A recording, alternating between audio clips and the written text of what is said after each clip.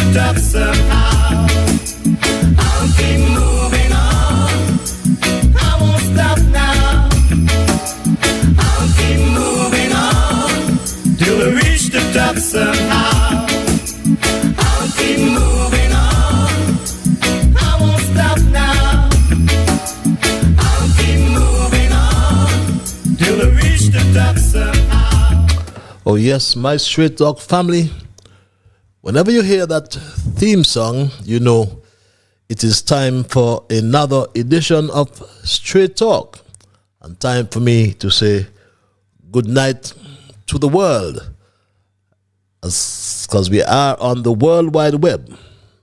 But more importantly, let me say good night to St. Kitts and Nevis and the entire Kittitian and Nevisian diaspora, wherever you are. Some of you I know are in Africa.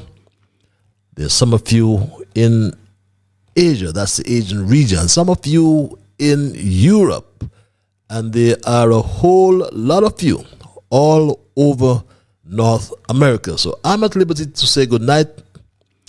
I can't say good morning, and I will say good afternoon, because one of such greetings will be applicable to the region in which you now find yourselves. And if you're a first-timer, we always have first-timers. I bid you a special welcome. And I want to thank all those who continue to share the link. Tell the world that Straight Talk is the program that keeps you up to date, keeps you abreast with what's happening in the land of your birth. So welcome all the first-timers, and just to inform you that Straight Talk is a public service program that facilitates and promotes free expression on all issues of national interest, be they legal, be they environmental, be they technological, social, economic, and or political issues. On Straight Talk, we do have a forum to express yourselves freely. Let us, in the process, strive to get St. Kitts and Nevis back to that enviable position, I call it, of being number one or one of the freest countries in the entire world. It is a Himalayan task, but you know we used to be there one time. But on this program, we also tried to raise the level of national consciousness. We try to raise the level of national discourse by alerting our people to their rights, to their responsibilities, and certainly to their obligation. My name is Ian Patches Liburd, and I thank Almighty God for blessing me with another opportunity to join you in conversation on yet another occasion. I am always duty-bound to remind you as well that as your host, I pledge to remain an untiring advocate of truthfulness. As I always am reminded of the words of a hymn written by Thomas Jackson Franz Joseph Haydn. And it goes something like this: we are called to be God's prophets, speaking for the truth and right, standing firm for godly justice, bringing evil things to light, Let us seek the courage needed, our high calling to fulfill, that we all may know the blessing of doing of God's will. So my Straight Talk family, absolutely nothing is watered down on this program to make it more interesting. Not by omission, nor by exaggeration. Straight Talk is not about sensationalism or creating excitement, especially at the expense of accuracy. We lean on the facts, as I consider it my duty to always present the unvarnished truth, the plain truth, especially when it comes to the governance in St. Kitts and Nevis. Through this program as well, we are joined together with people across our federation and in the diaspora all around the world. Some we know very well, and some we have met. Others we do not know, and many we will never meet. Some will agree with the positions of truth that are advanced on Straight Talk, and some will obviously disagree, and that's fine. We promote diversity. But what will sadden me, my Straight Talk family, I must always tell you, is if we start to become disagreeable. So let us in the process thank Almighty God nonetheless for helping us to understand how good and how pleasant it is for brethren to dwell together in unity. Everybody is calling for unity. We have to find a way to get back there. So let us hope and let us pray for the day when we all will sing his praise together. So welcome again, my people, and thanks for the ones who share the link. As you bring first timers, please continue to do so.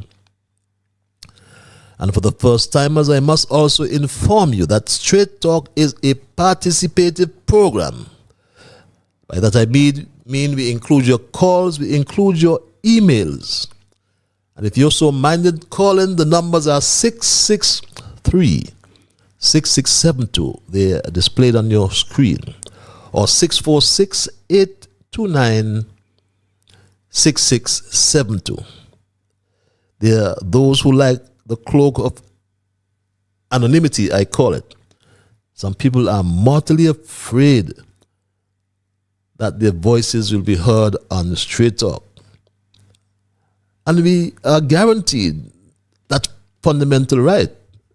There's a constitutional guarantee for that fundamental right or rights, but one of them in particular is the right to freedom of expression.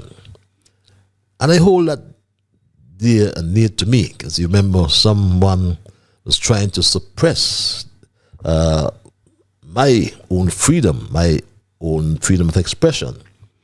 And they're still trying. But let's just stick with the truth, my people. And for those who like the cloak of anonymity, I will say, I provide you access via our email platform, which is straighttalkpatches@gmail.com. That's one word, straighttalkpatches@gmail.com.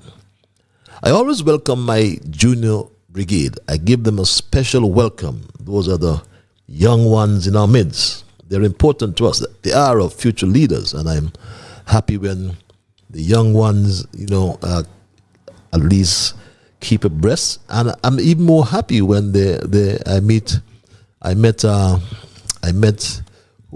Jamal a few days, sometime last week, and he was up to speed with what we were speaking, to use a colloquial term. So let me say, young Dwayne, Tristan, Shamar, Kevin, and Rue Costa there in South Carolina, Jamal in Anguilla, Travis and Travon of Ponds Extension. And here's what, I have to call that special lady, say hello. that special lady in St. Louis. We don't know of any obituaries, those who have lost loved ones. I haven't heard of any, but in the event there are, we extend our condolences to the families.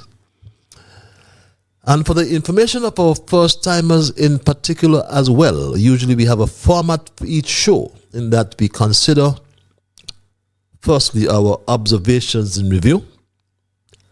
After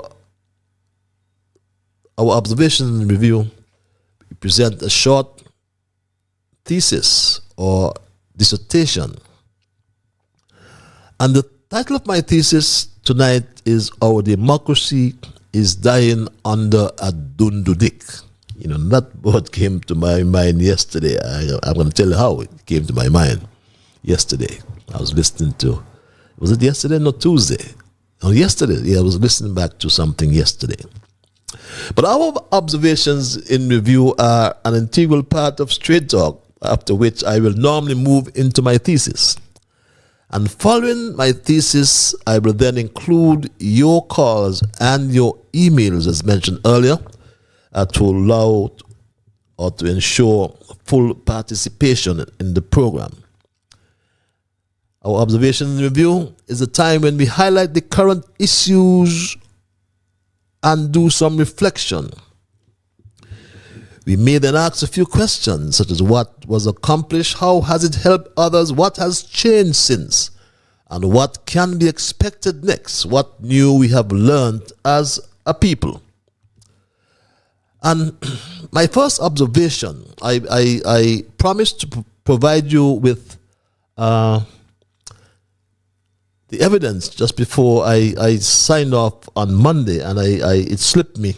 Because we like to bring you the facts. You know, I promise to provide you with the evidence to substantiate the misinformation that was peddled by former Minister of Tourism in relation to the breaking of the law by the Chief Legal Advisor to the government, Attorney General Garth Lucifer Wilkin.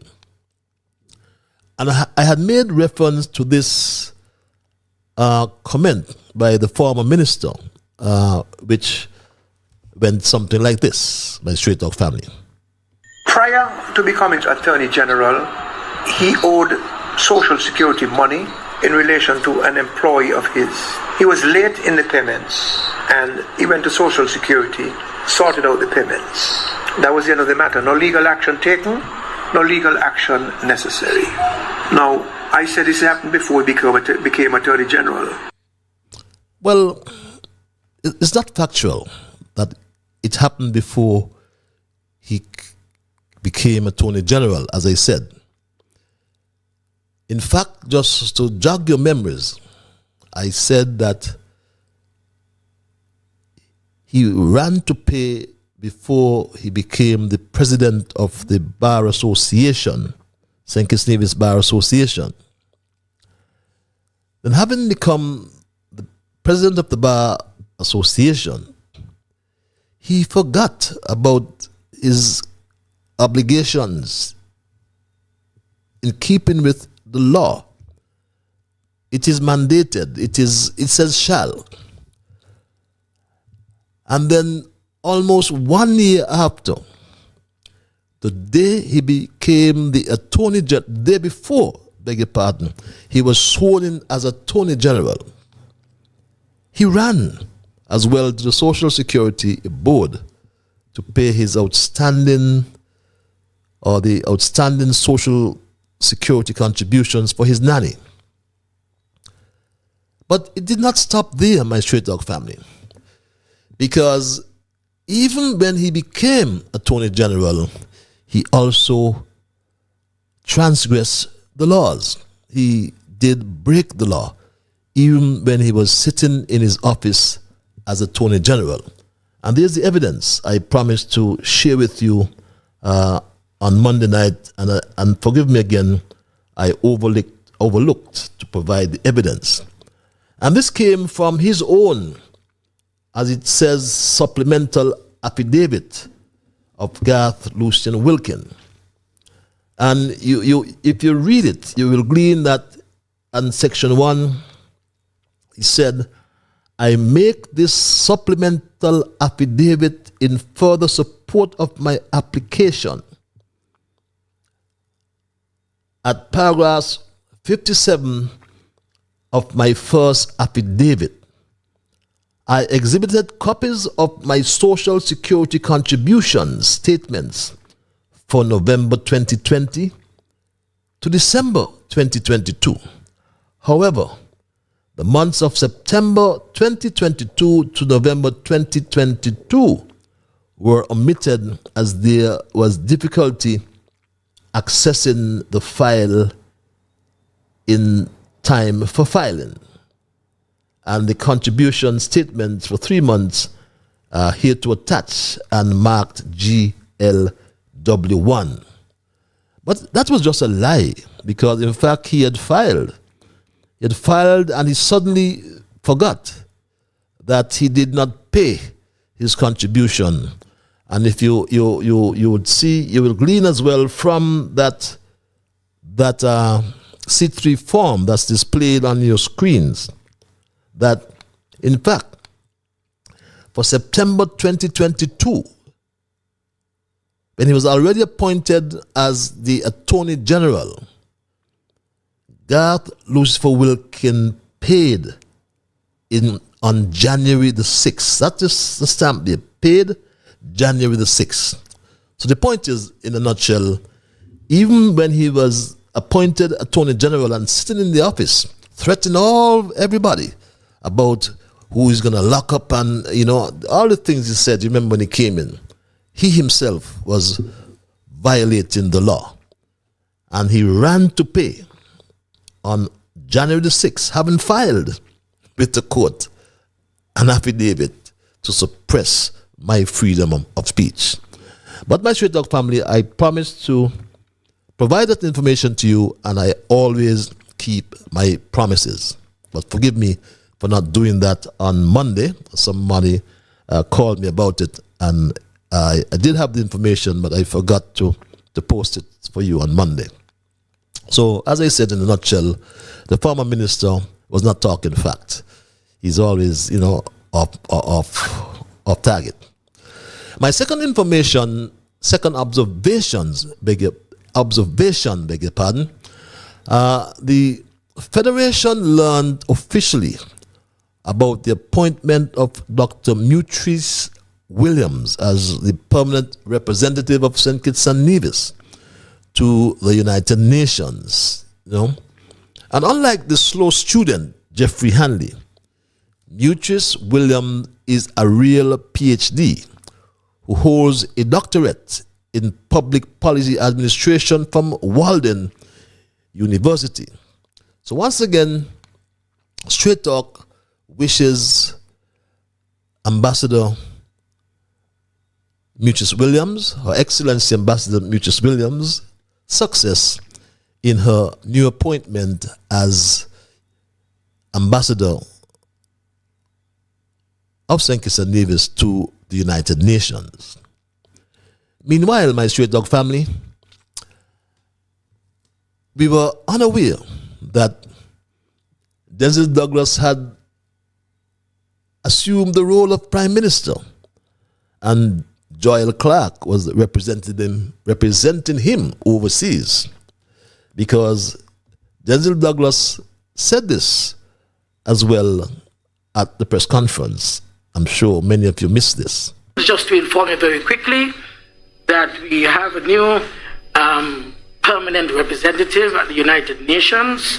Her name is Mutrice Williams. In fact, as we speak today, Dr. Clark is at that particular theater speaking on behalf of St. Kitts and Nevis, on my behalf as a Foreign Minister, on behalf of St. Kitts and Nevis. So we are being represented.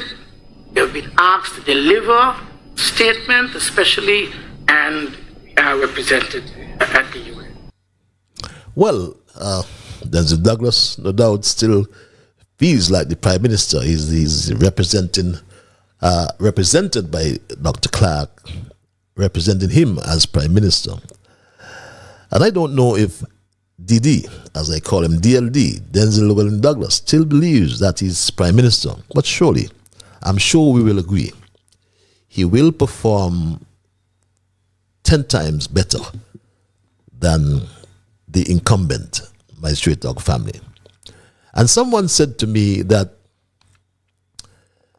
Dr. Douglas and Dr. Harris ought to reconcile things and get back together so we can put this country back on even keel and ensure that things improve in the country. I found it a very interesting proposition, quite frankly. And I asked myself, well, who would be Prime Minister, Douglas or Harris?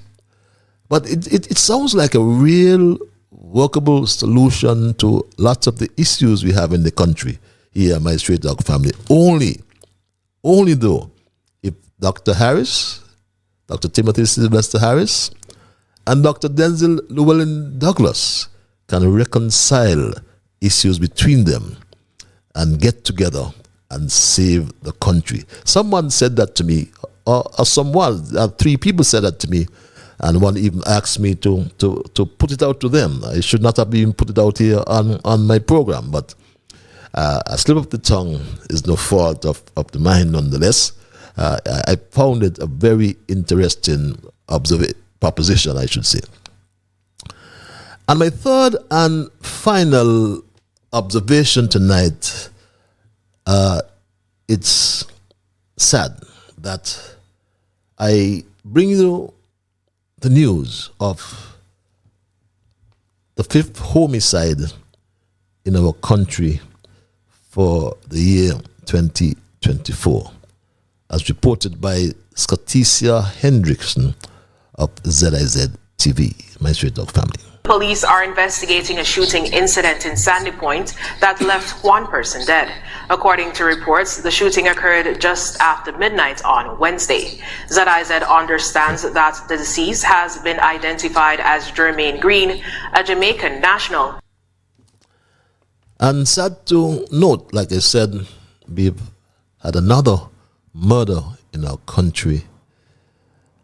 And under Dr. Drew, that's about 44 murders since he has assumed the office of Prime Minister. But those are my observations tonight, my Straight Dog family, and I trust I didn't upset anyone as relates to the proposition that someone brought to me. But I had to tell you the truth. I don't really conceal things from us.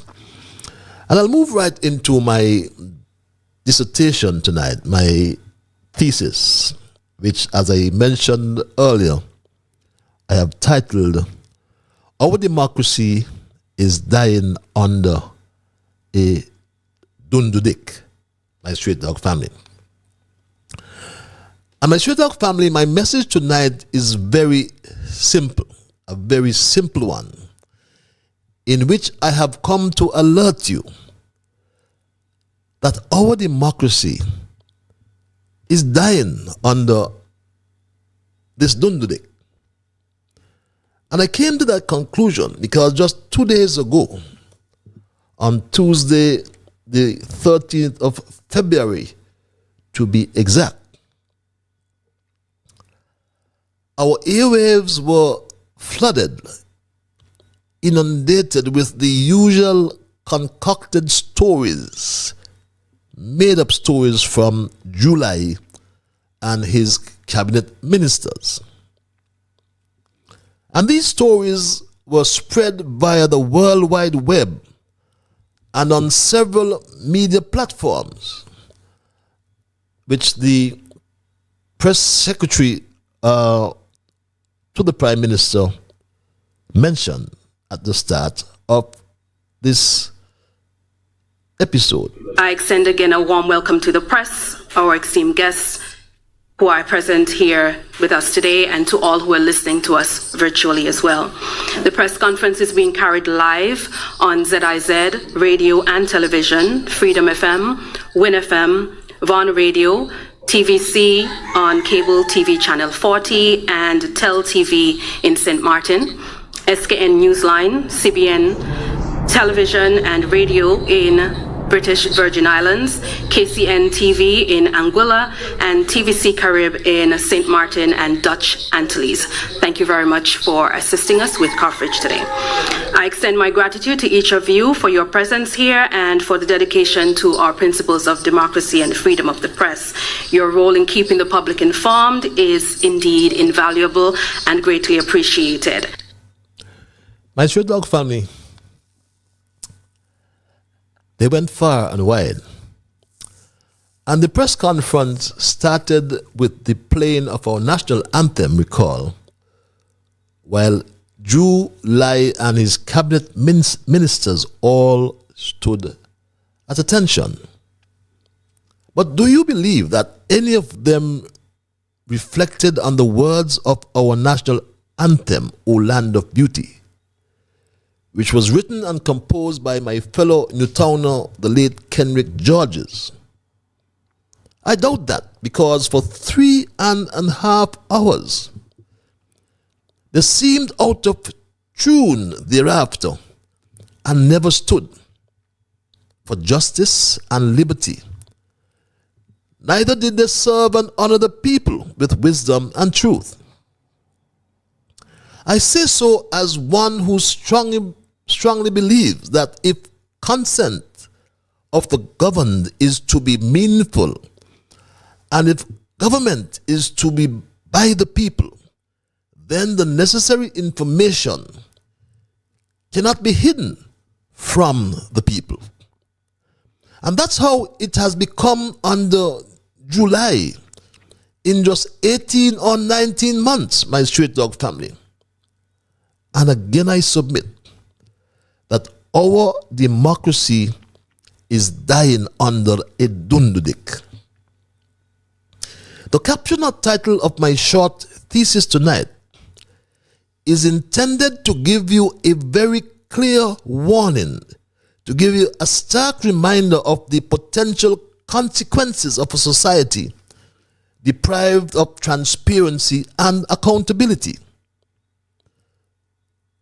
For that reason, I call upon individuals, I call upon institutions, and in particular, I call upon the fourth estate, the media, to refrain from acting like palace guards and strive to uphold the principles of openness and truth, to expose wrongdoing, also to ensure that power remains in check. It is over 2 years since the Team Unity administration imploded. But since then, people in St. Kitts Nevis seem largely content to watch their democracy burn. The things we have witnessed over the past 19 months make many right-thinking persons fear for our future as a diverse, prosperous democracy. I can hear the slogan, "Get rid of them," the election theme that captured many Kittitians in particular. And they did get rid of Team Unity. That's the truth. But 2 years after, even their own supporters have come to find out that they did not get rid of them for better health care. They did not do so for better health care. Look at the hospital system, for example. There are no sheets on the beds, fungus in the bathrooms, and the used equipment received or begged by July continue to malfunction.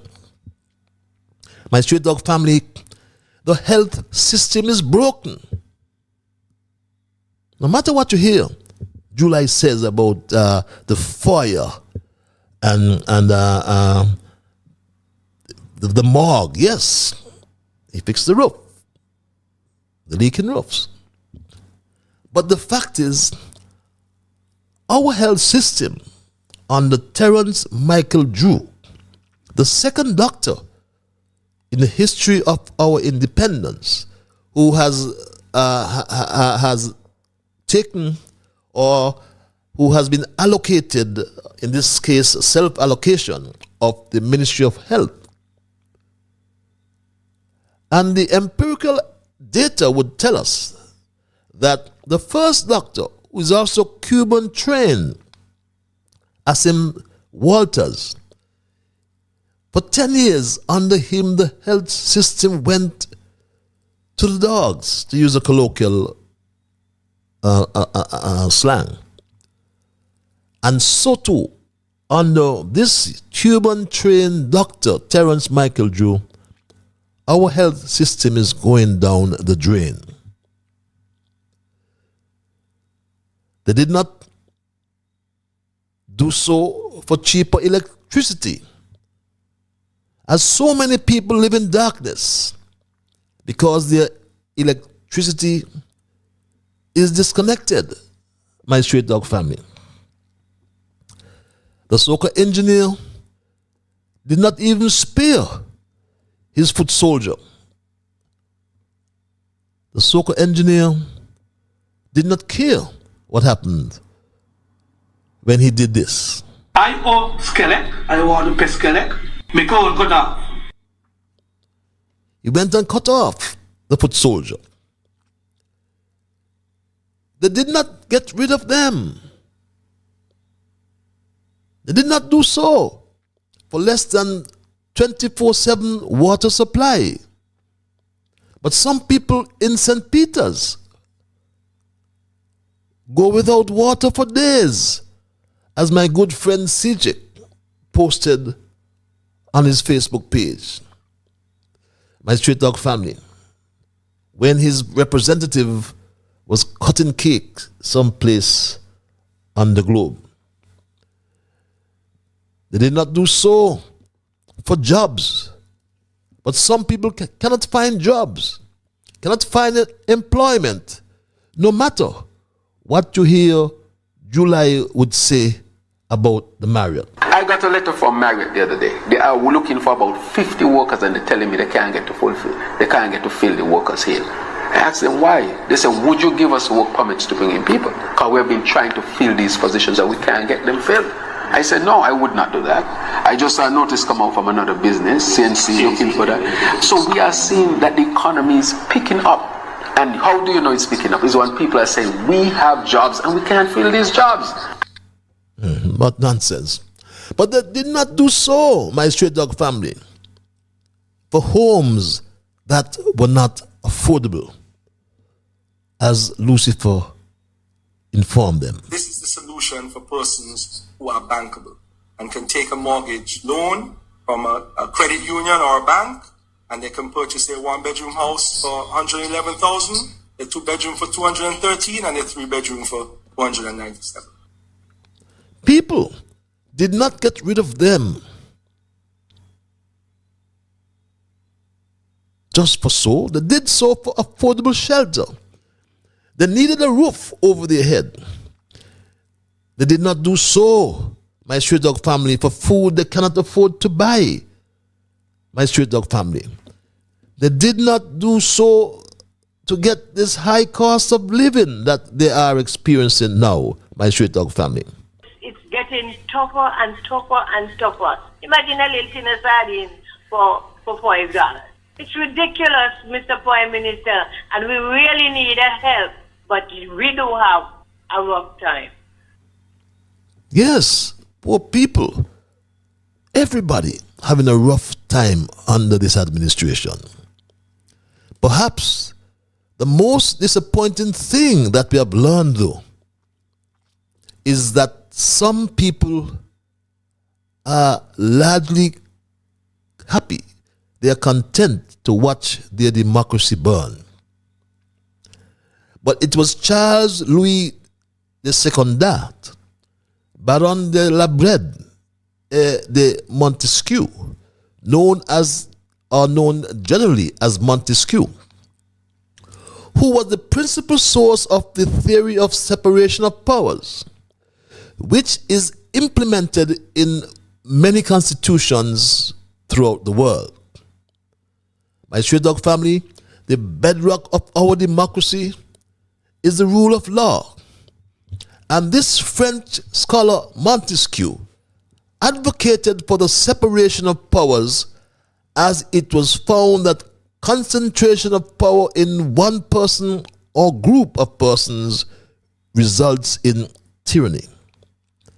And therefore, for decentralization of power to check arbitrariness, he felt, as Montesquieu, the need for vesting the governmental power in three different organs: the legislature, the executive, and the judiciary. The importance of this doctrine lies in the fact that it seeks to preserve the human liberty by avoiding concentration of powers, as I said, in one person or body of persons. That means we must have an independent judiciary. Judges, for example, who can make decisions that are independent of the political winds that are blowing. Government is failing. It is failing in its responsibilities to its citizens and failing to take responsibility for its shortcomings. July and his cabinet are obviously on a different planet. Whether the failure to safeguard or even allow freedoms or liberties, the failure to protect private property, or the failure to protect life and limb, this government is being exposed as unable to deliver on promises it made to those who live under its rule. Though we are charged with following the laws of the land, truth be told, we must never forget that this is not the land that we were promised. It is said that the consent of the governed, established through credible elections, is the foundation of democracy. But July confessed publicly that our elections, my Straight Dog family, are easily bought. He confessed that for the world to hear, my Straight Dog family. The election in St. Kitts and Nevis, whether you believe it or not, can be bought. It is not too expensive for a rich person to buy an election in St. Kitts and Nevis. This election has proven that. What that tells us, my Straight Dog family, is if elections are merely a currency to manipulate the people at will, then this foundation will certainly collapse. Let's look at the procurement methods of procedure, which continues to be a source of discontent, which continues to be a troubling issue. I see evidence of what seems to be the coming into age of impunity, and at times I find myself in a state of shock, as everything now runs contrary to what I even experience as a politician and policymaker. I witnessed the rise, and now in short order, I am witnessing the fall of accountability. The age of impunity under July has signaled the birth of an arrogance of power, my Straight Dog family. Government agencies or departments are required to run fair and transparent processes to procure their goods and services, and must be held accountable for their procurement decisions. Government purchasing decisions ought to be driven by value for money, so that competitive small businesses, at least, can have the same chance of winning government contracts, government business, as large companies. Government methods to procure goods and services are prescribed by legislation. But when you listen to the soca engineer Conris, he revealed on Tuesday that a contract was awarded to the Royal Utilities Plant and now is on the desk of the Attorney General Garth Lucifer Wilkin for his legal ratification. Those are my words. But it paints a picture of these elected and some unelected officials making decisions behind closed doors. And that creates a perception of corruption and would seem to signify government working on behalf of certain private interests, my straight dog family. But this is what the soca engineer said on Tuesday. The Attorney General's office has confirmed that the contract agreement for the new desalination plant is just about ready for sign-off, and so we should be signing that contract very shortly for the construction of the 2 million gallon desalination plant, which is proposed to be located on the industrial site where the Texaco bulk facility used to be. This is right next to the ocean actually, and it's an ideal location for the capture of water and then the distribution to nearby 2 million gallon storage in Bird Rock, and even reaching storage as far as Lagreed. We had evaluated 3 proposals, and Royal Utilities was the selected developer, and so the contract will be signed with Royal Utilities, and we are at the final stages of that. And once the contract is signed, we anticipate that construction will take maybe up to about 8 months to get this additional 2 million gallons of water into our system. My Sherlock family, they often boast about freedom of information laws. Yet they use those same laws to find excuses for not disclosing information. And all Freedom of Information Acts contains exceptions. And they're listed. In some cases, they have long lists of categories of information that a government is not required to provide to the public. And while I must acknowledge that secrecy is sometimes essential to national security, we must strike the right balance between democracy and secrecy.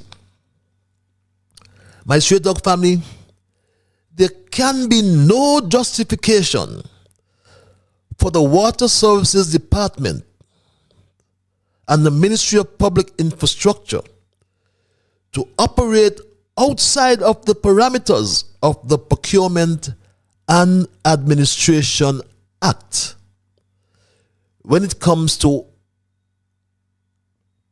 entering into a contract for the construction of a 2 million gallon desalination plant. They cannot ignore the act and operate outside, as I said, the Procurement and Administration Act, which is law. It is law, my straight dog family, and they ought to follow the law. They ought to follow the law, my straight dog family, every time. Every time they ought to follow the law. And Section 10, my straight dog family. Section 10 of the SEDAC is also very clear when it comes to the methods of procurement. As my friend would say, my learned friend would say, it is pellucid. And we cannot move away from this. The methods of procurement under Section 10, subsection 1. And it reads, a procurement shall be made by one of the following methods of solicitation. A, tender, which shall be done by either competitive seal bids or by competitive seal proposals, sole source procurement, emergency procurement, and D, by competitive quotations. And a sole source procurement is determined as under Section 11. But sole source can only mean that's the only source. And furthermore, my straight dog family, there is in this procurement and administration legislation, Section 13, we can move to Section 13. And Section 13 outlines, my straight dog family, the details, are rather the requirements for a notice of solicitation or pre-qualification. And that is very clear as well, my straight dog family. It is pellucid. And you can read it yourselves, what it says, my straight dog family. And it says under Section 13, as I said, that subject to Section 16, the procurement officer shall, underline shall one more time, ensure that notice of A, a solicitation for a procurement by tender, or B, an invitation to pre-qualify for a procurement by tender. And what should they do, the procurement officer? Should he or she do? It says, is given in at least 2 newspapers of general circulation in the Federation, no less than 6 weeks before the day and time for the close of bids or proposals or invitations to pre-qualify. That's the law. Very clear. Section 13, it said shall. You must do it. You have no choice, Attorney General. Why are you behaving the way you're behaving? So why, my straight dog family, is the manager and water engineer Cromwell Williams of the Water Services Department flouting the laws of the Federation? And the question is being asked, is the manager and water engineer Cromwell Williams under the political influence and or guidance of the Soca engineer Congress? The Soca engineer Congress said 3 companies have tendered. He said them. Why weren't the tender notice published, my straight dog family? Why wasn't it published? He must tell the country when and where it was published. He said this on Tuesday, my straight dog family. This is what he said. Listen carefully, my straight dog family. The Attorney General's office has confirmed that the contract agreement for the new desalination plant is just about ready for sign-off, and so we should be signing that contract very shortly for the construction of the 2 million gallon desalination plant, which is proposed to be located on the industrial site where the Texaco bulk facility used to be.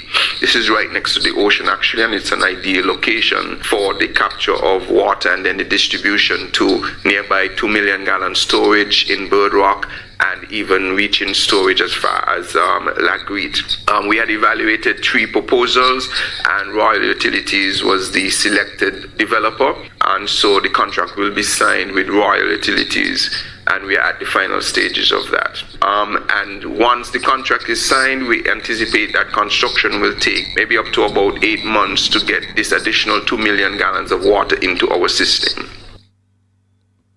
And yes, my straight dog family, we asked the question, what is the relationship, Congress Maynard? What is the special interest, if there is any, my straight dog family? What is the special interest? And what are the names of the 2 other companies? Why all this secrecy, Soca engineer? Something smells fishy. very, very fishy. Are we to believe what the former PS in finance from Nevis said? Former PS from Nevis, Laurie Lawrence, never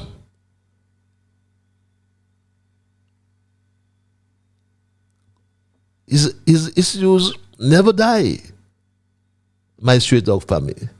Because Laurie Lawrence said this some years ago. It still holds today, my straight dog family. Procurement is another area, and from my own experience, I suspect that is an area of corruption. And we need to address it. We need for more transparent procurement processes and international bidding practices. And we need to establish appropriate protest and complaint mechanism. Yes, Garth Lucifer Wilkin, the SOCO engineer, said that the contract is on your desk. So we ask, are you aiding and abetting this act of corruption? If not, why is there no transparency and conformity to proper bidding practices? Garth Lucifer Wilkin. And this is $2 million or a $2 million contract. So why is there no conformity to proper bidding practices? And what is the appropriate protest and complaint mechanism you have put into place to ensure that our government will get value for money? As I said, the Act stipulates quite clearly in section 13. I read it, my straight dog family. I read it. The Act is very clear. Very, very clear. As I said, my straight dog family, in terms of what is required. What is required when it comes to the publication of the requests, or any requests for that matter, any requests when it comes to the solicitation or pre-qualification? It is straightforward, subject to Section 16, and Section 16 deals with issues of national security. But it says, subject to that section, the procurement officer shall ensure that the notice of a solicitation for procurement by tender or an invitation to pre-qualify for a procurement by tender is given in at least two newspapers of general circulation in the Federation, no less than 6 weeks before the day and time for the close of bids. That is straightforward, my family. Lucifer was the one who opined that it is a crime to spend money without procurement or without the procurement process. This is what he said. This is what he said, my straight dog family, not me. Lucifer said this, my straight dog family. Our Procurement Act requires that there be a competitive bidding process to ensure the government gets value for money, and it makes it a crime to spend money from the Treasury without the procurement process being completed. Why is he spending $2 million from the government Treasury without the procurement process being completed? But it's not surprising to me. He broke the law before. He'll break the law many more times.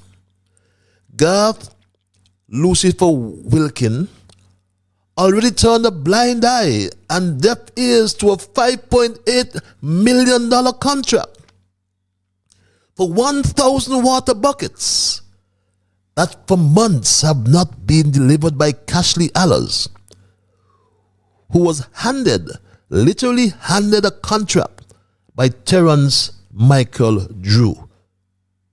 We have sent the fire truck, we have sent the water truck. We continue to send the fire truck, we continue to send the water truck.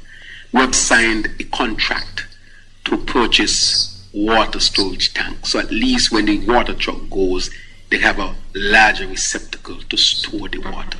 I would also like to thank Mr. Ashley Allers, because he's the one who brought the idea of how we can help with the storage receptacles that we're going to launch. So, Ashley Allers brought the idea, according to July, but at $5.8 thousand per bucket.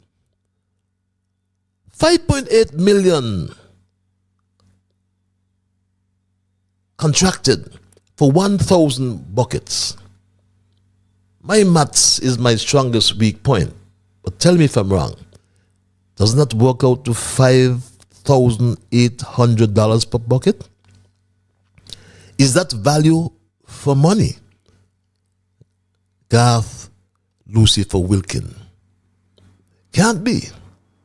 But while we are on water, Straight Talk raised a concern on behalf of the residents in the Green Valley area, and many have called me and continue to call me.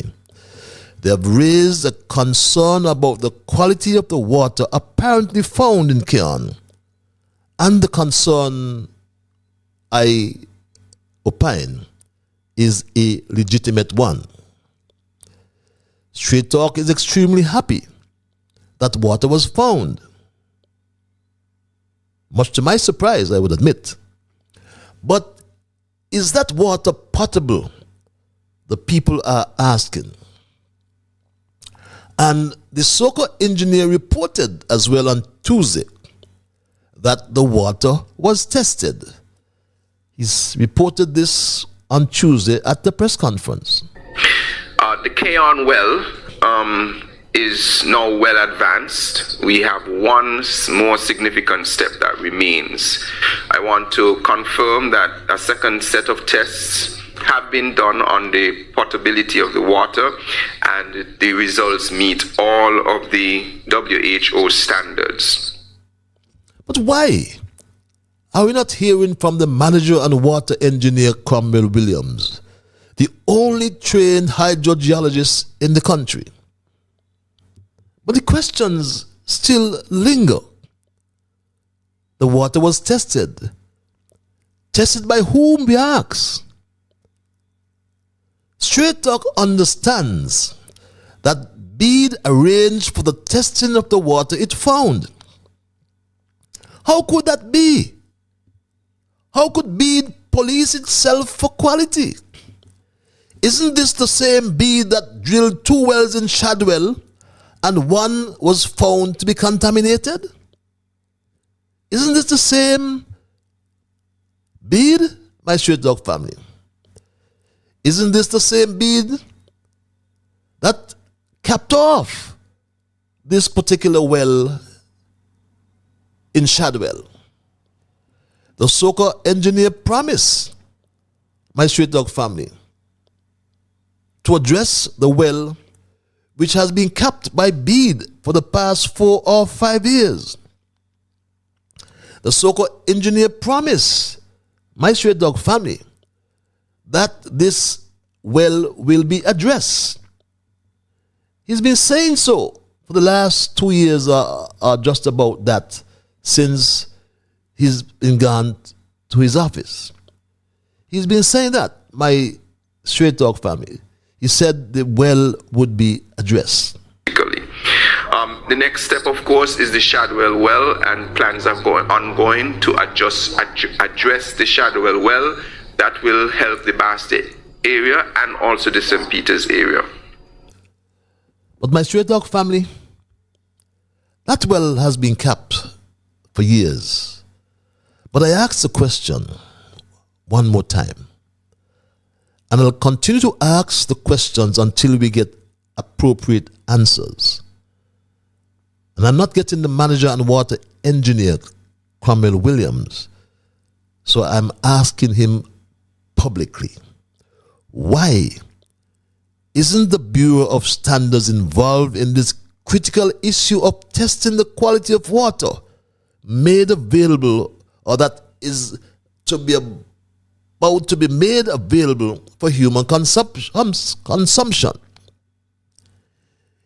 Is it because the Bureau of Standards, Cromwell Williams, identified the arsenic contamination in the Chadwell 2 well that was drilled by Bede? The Bureau of Standards and its multipurpose lab has the appropriate equipment to be confirmed and contact as well with alliances that would bring the independence and transparency to ensure that the quality of water found meets the WHO standards, the WHO or the World Health Organization's guidelines for drinking water quality, that were built on over 60 years of guidance by WHO on drinking water quality. These guidelines have formed the authoritative basis for the setting of national regulations and standards for water safety in support of public health. So the country does not want to hear from the politicians. The country must hear from the technocrats. The country needs to hear from the manager and water engineer Cromwell Williams. What is the disposition in terms of the quality of water that was tested? Who tested the water? It can't be Bede. Politics must not override the safety and quality of this water. If Bede drills the well, how can Bede take the water and take it wherever it wants and comes back and says that the water quality is good? The Ministry of Health must involve the Bureau of Standards. Has a sample been sent to the multipurpose laboratory? The multipurpose lab? Samples should also be sent to an independent accredited laboratory to mitigate any risks concerning water quality. As a matter of fact, I must repeat this, that Straight Talk has confirmed that the Bureau of Standards is the only lab in the region with ICP equipment, inductively coupled plasma equipment, is an analytic testing method that is used to measure element concentrations at trace levels. Where is accountability? In a democracy, the principle of accountability holds the government officials, whether elected or appointed by those who have been elected. They are responsible to the citizenry, to all citizens, for their decisions and actions. In order that officials may be held accountable, the principle of transparency requires that the decisions and actions of those in government are open to public scrutiny, and the public has a right to access government information. Both concepts are central to the very idea of democratic governance. Without accountability and transparency, democracy is impossible. Since assuming office, this government led by July has behaved illegally, corruptly, and most times they have come across as lacking sense or reason, or ineptly in carrying out the government's work. A free media is the essential guarantor of the public's access to information. The people must also have the right to know about government proceedings and have the right to gain access to government information. In Grenada, for example, my Straight Dog family, the Ministry of Finance in that country provides data about its citizenship investment program for public consumption. We can find that information on the government of Grenada's website, or the Ministry of Finance in Grenada on that website. That's about the Grenada CIP. It tells you can glean from that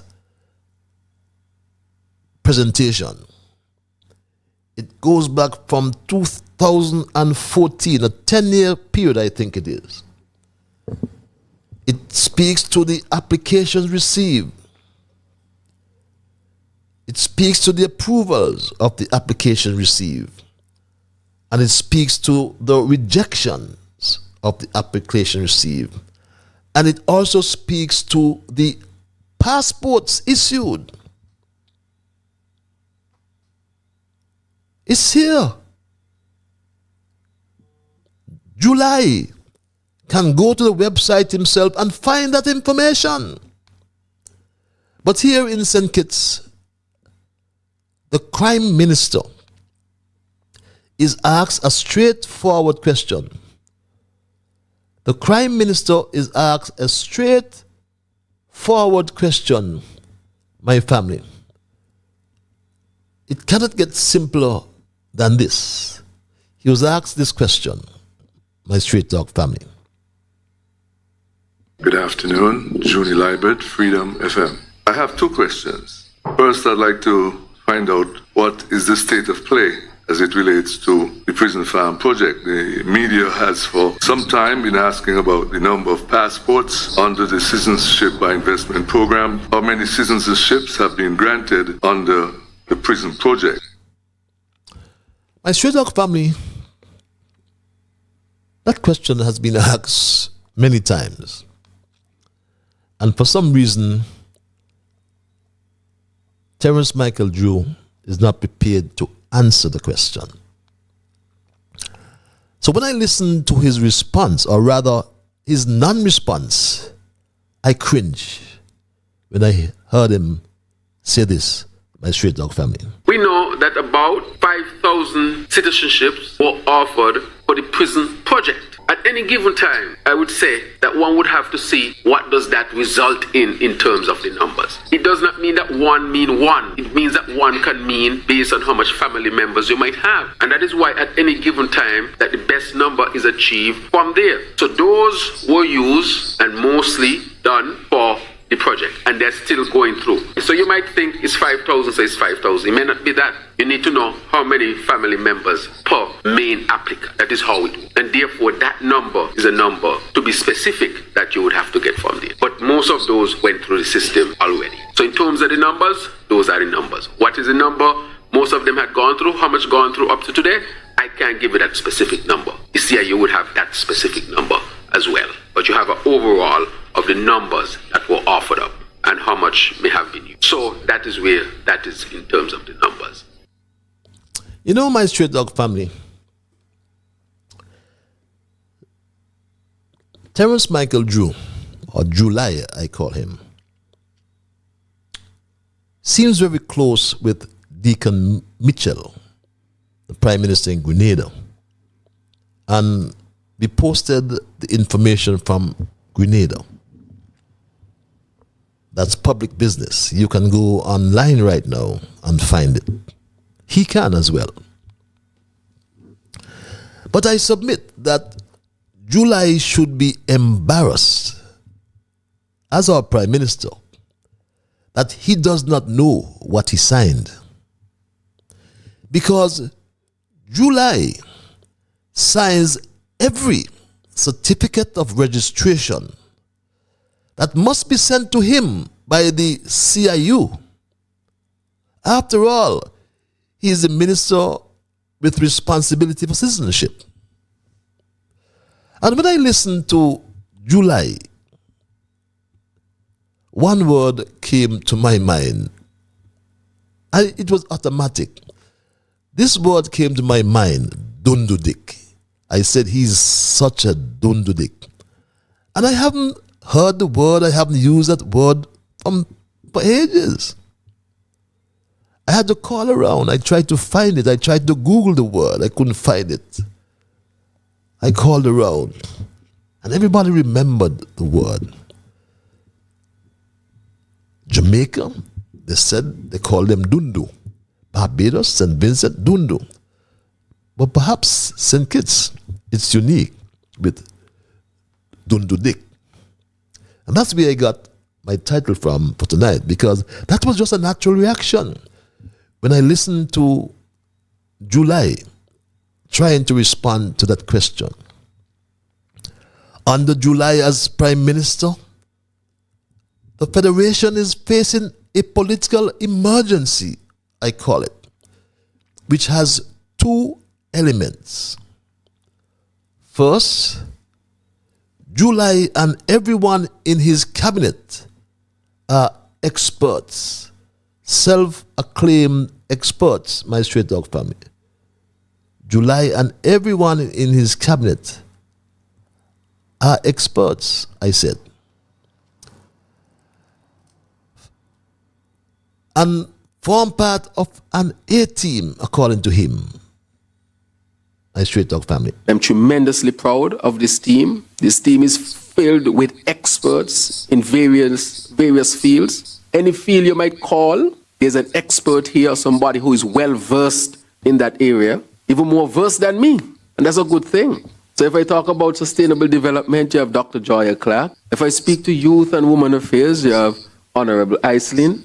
If I speak about small business and entertainment and agriculture, Honorable Samuel Duggins well established. If I speak about energy and engineering and so forth, the Honorable Conwys Maynard. If I speak about the law, it's a given, or our AGS. When I speak about the tourism product and the advancement of labor laws and so forth, we have our learned honorable who is a lawyer. When I speak about experience in government, we have our senior minister.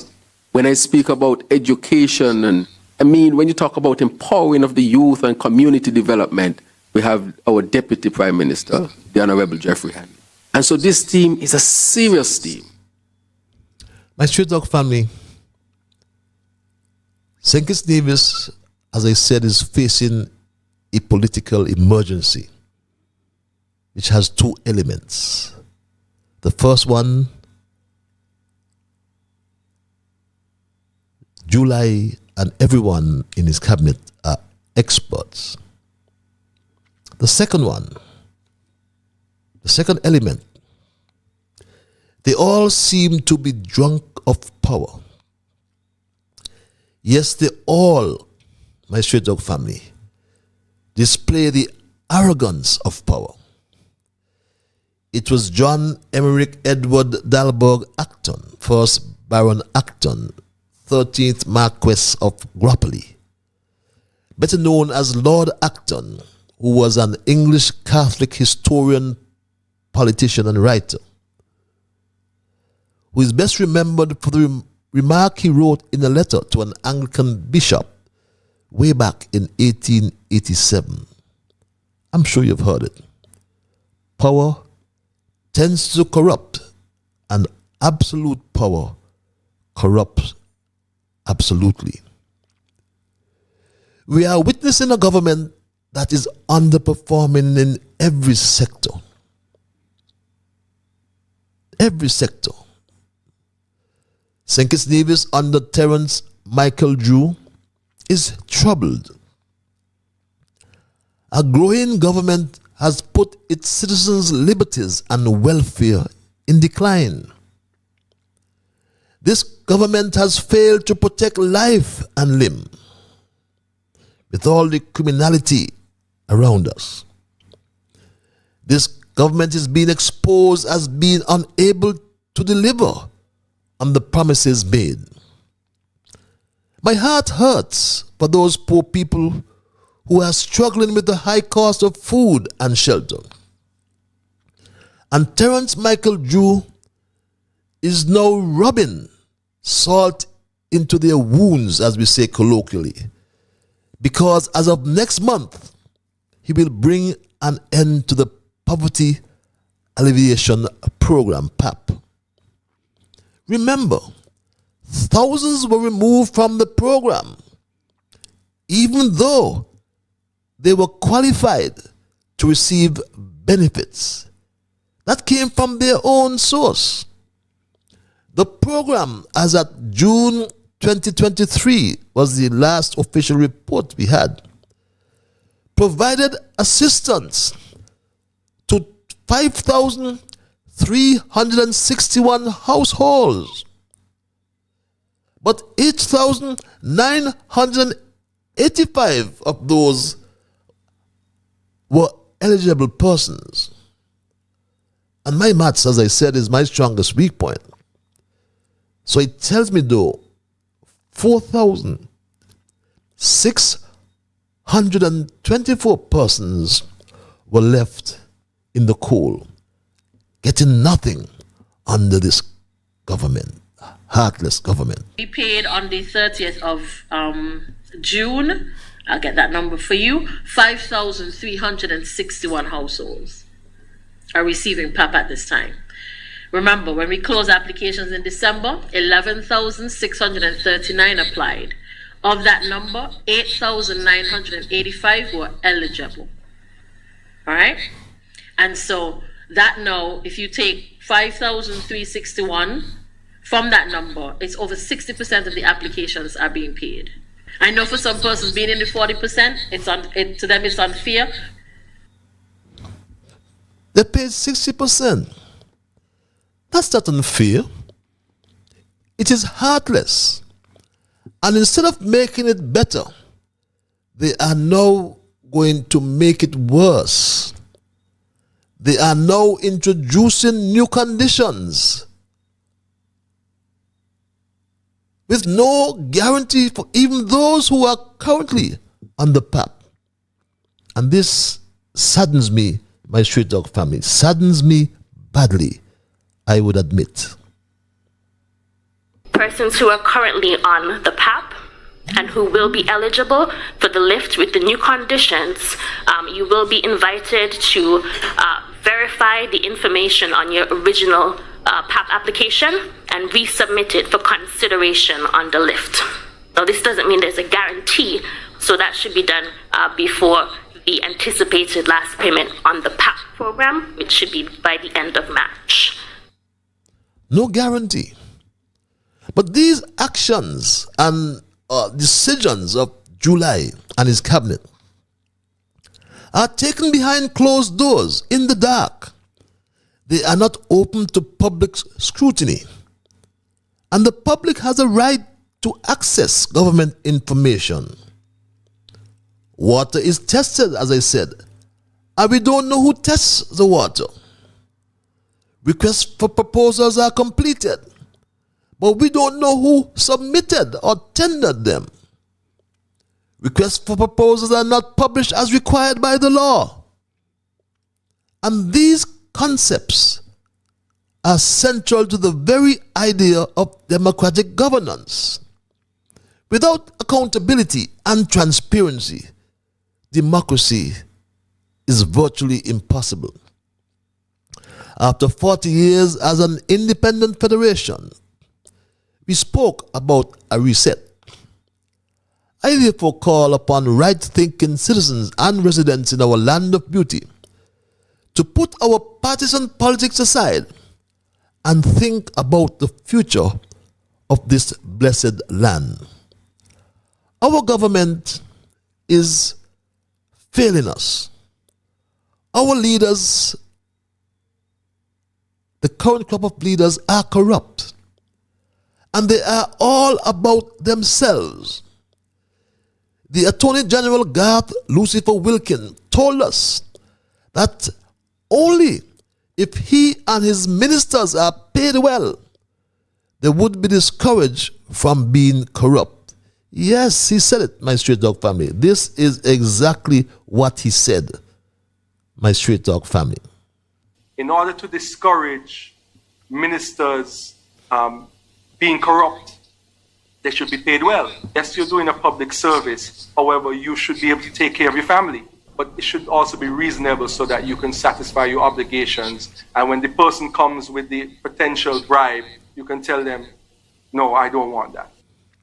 Well, my Stray Dog family, according to Lucifer, they are not paid well. So let us anticipate the continuing of these corrupt practices.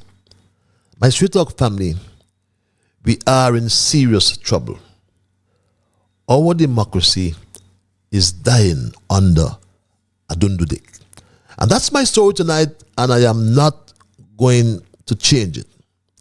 I will open the lines and entertain your calls and your emails, my Stray Dog family. I'll do so any moment now. I'll do so momentarily, as I normally say. But I always like to implore you that I anticipate that you will respect others. And of course, to achieve that, you must first respect yourselves. Let us try to be fair to all concerned, and let us try to build goodwill and better friendships. Let us, in the things we say and do, ensure that they are beneficial to all concerned. And in doing and saying those things, let us as well, my Stray Dog family, strive to build a kinder, gentler St. Kitts and Nevis. I tarried long tonight because I think it was very important. But you tell me as well if you believe that we have a Dundo-Dick. It's 9:25, caller, you live. Hello, caller. Hello, caller. My dear brother, how are you? I forgot to guide us as well by the rules of brevity, but what's up? Yeah. Yes. You got in early. No, so. Mr. Patrick. No, Mr. Patrick. So. Psalm 37. Fret not thyself. Fret not thyself because of evil doers, neither be angry against the workers of iniquity. Yes. Next word. I was young. Now I'm old. Now I'm old. Yes. Yet I neither see the righteous forsaken, my seed, nor the seed begging bread. Yes, yes, man. Psalm, Proverbs chapter 3. It says, in all thy ways, acknowledge him, and he shall direct thy pathway. Yes, man. Now, and next one, Mr. Patrick. This poor man cried, and the Lord heard him and delivered him out of all his trouble. Oh, taste and see that the Lord is good. Blessed is the man that trusts in him. Psalm 41. Psalm 41, Mr. Patrick. Blessed is the man considereth that considereth the poor. Yes. In the time of trouble, the Lord will deliver him. Patrick. Patrick. Yes, my brother. Yes. Psalm 91. Patrick, Psalm 91. Trust. He that dwelleth in the secret place of the Most High shall abide on the shadow of thy mighty. Yes. I will say to the Lord, he is my refuge, my strength, my fortress. In God will I trust. Surely he shall deliver me from the snares of the fowler. He shall deliver me from the knives of the pestilence. He shall cover me with his feathers under his wings. Thou trust his truth shall be my shield and buckler. Yes. Thou shalt not be afraid of the terror by night, nor the arrows by fire by day. Patrick, I am not going no further than there.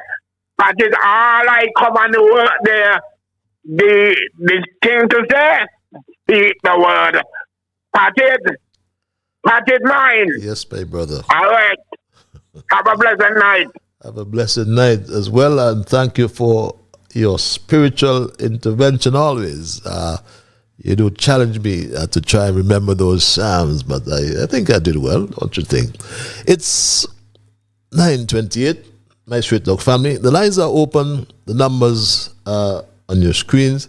663-6672 and 646-829-6672 as well. That's my overseas number. And as for those who may have joined me late, our thesis tonight is our democracy is dying under Dundo-Dick. And my Straight Talk family, we go back to the lines. Caller, you're live. Hello, caller. Good night, Patches. How are you, my brother? Culture. I am great, man. Anyway, first, Patches, when you want the local slang and you don't remember them, I always use them. I got a lot. So you knew about the Dundo-Dick, right? Yeah, man. Yeah, man, I know a lot. You know, quite frankly, right, I never thought about it for a long time. I never heard it in a long time. And I just listened to July yesterday, and that just came to mind. This man is a Dundo-Dick. You know, the things he was talking about the CBI. But anyway, Man, I'm sorry, yes. Yeah, all up in the year, I had to use it to somebody. You did? Okay. Yeah. All of them, the Kunumuno, Ninkompoop. And remember the fellow who used to work on the garbage truck? When he hear you talking Ninkompoop, he said, man, you talking monkey fat. Anyway, let me go here, Patches. Patches, you tonight here, you play a songboy there with the earthly Jesus, who is so perfect. When he was talking about Lucifer Gart Wilkin, when he was relaxed in paying his social security for the nanny. Here what the liar, the earthly Jesus said. Well, he wasn't legally prosecuted and it wasn't necessary. You see the hypocrisy in here? Yep. But the two young men from Old Road, why they in 1840 and for the same thing what Lucifer did? But you see, the old saying, so when you pointing one finger at somebody, three pointed back at you. But he talk about what he want to talk about and what he think people the things he talking, he think only them the people remember. But that is, I'm not surprised with the load of wrong things that this Dundo-Dick boy from Monkey Hill named Joe. I'm not surprised with what he doing, the load of wrong things he doing, because remember, Rasta brought up Monkey said he scored an offside goal and he should have get a yellow card because he scored the goal offside with his hand too. but he's still playing. And like the three persons who tell you that Dr. Harris and Douglas, they should reconcile together to save this country from going underwater. You don't underwater in a Patches. The water reach up to where the owe them going in the boat. Whatever it takes to bring this country here to a democratic country, let us use it and do it. People, stop laying back, because more you lay back and don't come forward and move this man here from there. It's going to be worse for everybody. See where he going now with the pot? See where he going with the money there? Cut off everything. So more starvation in the country. People are dead fast. I'm going now, but here it is here. With the so-called Calypsonian politician, with the water we're talking about of Shadwell. People, be careful before you go find your water. Don't use none of them water we're talking about, because when you all drink the germs in that water and I get sick, and I reach up Joseph, the man who in charge up there, he's no use because he don't have no concern and no love for people up there. So I get dead quick. The germs, the bacteria in the water, why you watch out. Patches, let me go, let somebody is coming because you start late. So anybody is want to make a quick note, come in. Everybody, good night. Straight talk, good night. Thank you very much. Thank you very much, my dear brother. Recently, an individual called in on one of the talk shows and elaborated, I haven't heard that word before, Alice in Wonderland, for referring to the new peer as Patches Peer. He frankly said in a belligerent tone of voice, Alice must stop it, for the peer does not belong to Patches, it is a government peer. Well, I want to highly congratulate that individual for being the one and only person in the Federation and throughout the world who knows that the peer belongs to the government and not Patches. And you know, I marveled why we have so many clueless people in the country, because Alice was speaking metaphorically and not literally, which every rational person knows except this individual. It's 9:34. My Street Dog family, my lines are open. I didn't start really late, a little bit late, but I normally give you back your time. But the lines are open, and if you just joined me, our thesis we focus on tonight is a democracy dying under a Dundo-Dick, my Street Dog family. The numbers again, they're on your screen. They are 6636672 and or 646-829 6672. This other email reads, good evening, Patches. Wow, this is long. Senkis has gone to the dogs.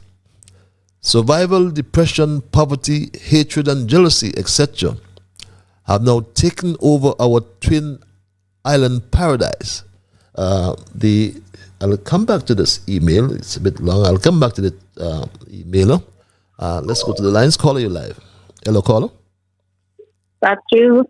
A blessed good evening to you. A blessed evening to you as well, my dear lady, my friend. And how are you? I am peaceful. I can see your dimples, so I'm even much better now. And yesterday was your day, and I forgot to wish everybody a happy belated Valentine's Day. Or you went to church? I don't celebrate Valentine. You like me? You celebrate Valentine when you have people to celebrate Valentine. Valentine for lovers. I agree with you. Valentine. Lovers, good. That's right. But it's Ash Wednesday anyway. It was so. You had to split it. Yeah, I must say happy belated to you too. Yes, Valentine. Thanks a lot, my dear. What's on your mind tonight? What I call to speak about. Dundo-Dick is going to done with the PAP. Mm-hmm. Take back the $500 from people. And he planning to give a child from 8 to 18 years $1,000. So how are he going to get that? If he don't have done the PAP, how are he going to do the $1,000 for the kids then? Because the PAP is 5 and the kids now is 1,000. How are he going to do with that again? So that's another set of problem in the country, because like a lot of people out there waiting for this money that he say he don't do for children, and know that the man is a political liar. I'm sorry for them because they're waiting in vain. But you have a good night. Have a good night as well, my dear. You're so right. He lies like when the horse is trotting. Think it's Nevis has gone to the dogs. I'll continue this email. Survival, depression, poverty, hatred, and jealousy, etc., have now taken over our twin island paradise. The shootings are not just gang related. Some are survival in the cannabis industry, depression of livelihood, climbing the workplace ladder, and the list goes on. Governments need to stop curtailing projects that are beneficial to the masses. Look at the Peace and PAP and moreover the Explorers program. Many argue, why give anyone finance to purchase sophisticated ammunition to kill others? Weaves, cosmetics, latest clothes, but we must always remember, even in an ordinary job, someone being paid can use their wage or salary and do the same. It boils down to needs, wants, and priorities. I have seen many young men put to use the help that they were getting by establishing themselves individually or in partnerships, by having landscape, car wash, barber shops, car rental, passenger buses, etc. When it comes to the PAP, many elderlies were able to get help by buying their supplements and medication, especially those they are not given freely at the government dispensaries. Some will tell you that they are even able to help pay their lights and water bills. Now it seems as if this program will be thrown out of the window as well.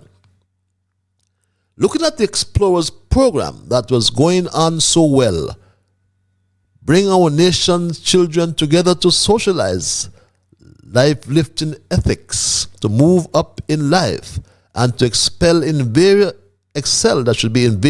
areas of the community, as well to indulge in futuristic and destined activities.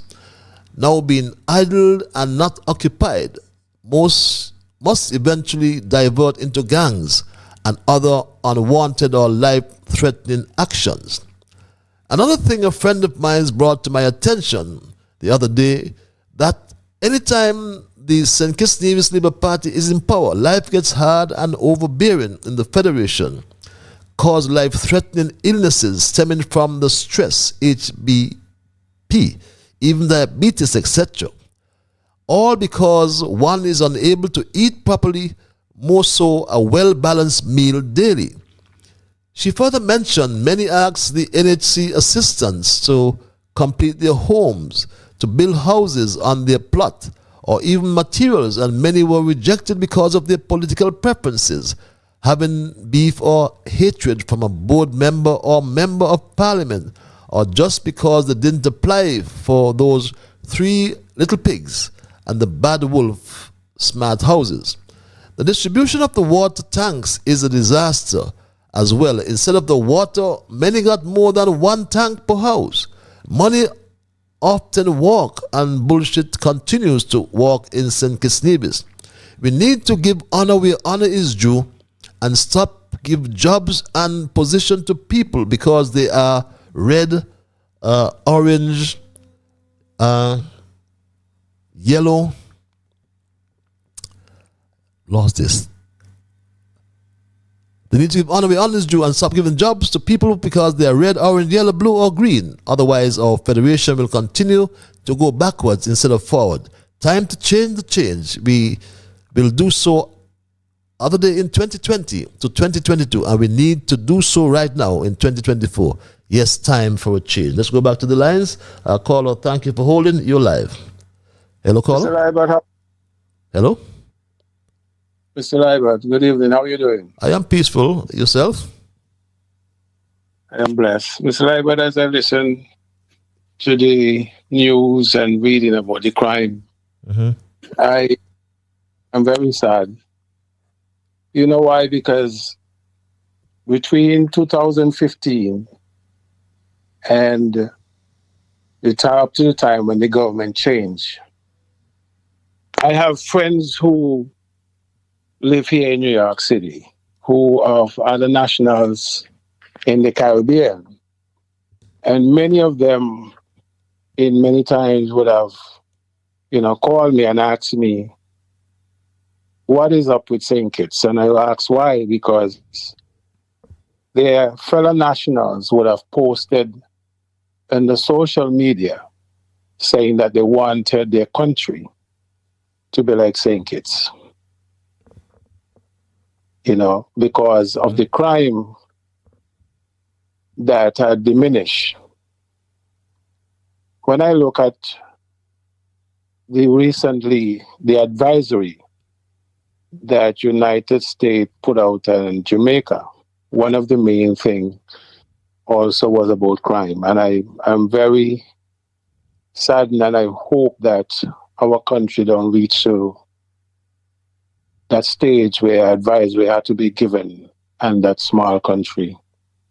You know, so it's very sad. And I hope that whatever it is that this new administration met in place, they will revisit it and try and have it go back to where it was so we can get rid of this crime.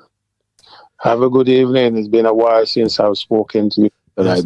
Yes, good to hear your voice, man. I've heard his voice for a long time. Yeah. Yes. God bless. God bless you as well, my dear brother. Well, let's keep hope alive, and very poignant points advanced just now. And I don't know why this government believes that everything it met there must be changed. You know, we had a situation where crime was at this low level. I think it was 10. They inherited when it was at 10 that year. Matter of fact, 8 were under Drew himself. So it was inherited 2 at the time. And all of a sudden, he just threw everything to the window. He talked about what this Jamaica Prime Minister told him. But the fact is, the alternative lifestyle program worked. It moved murders from 30, whatever it was, down to 10. So the empirical data, the evidence is this. I don't know. I just don't know. But let's go to the lines. Caller, you're live.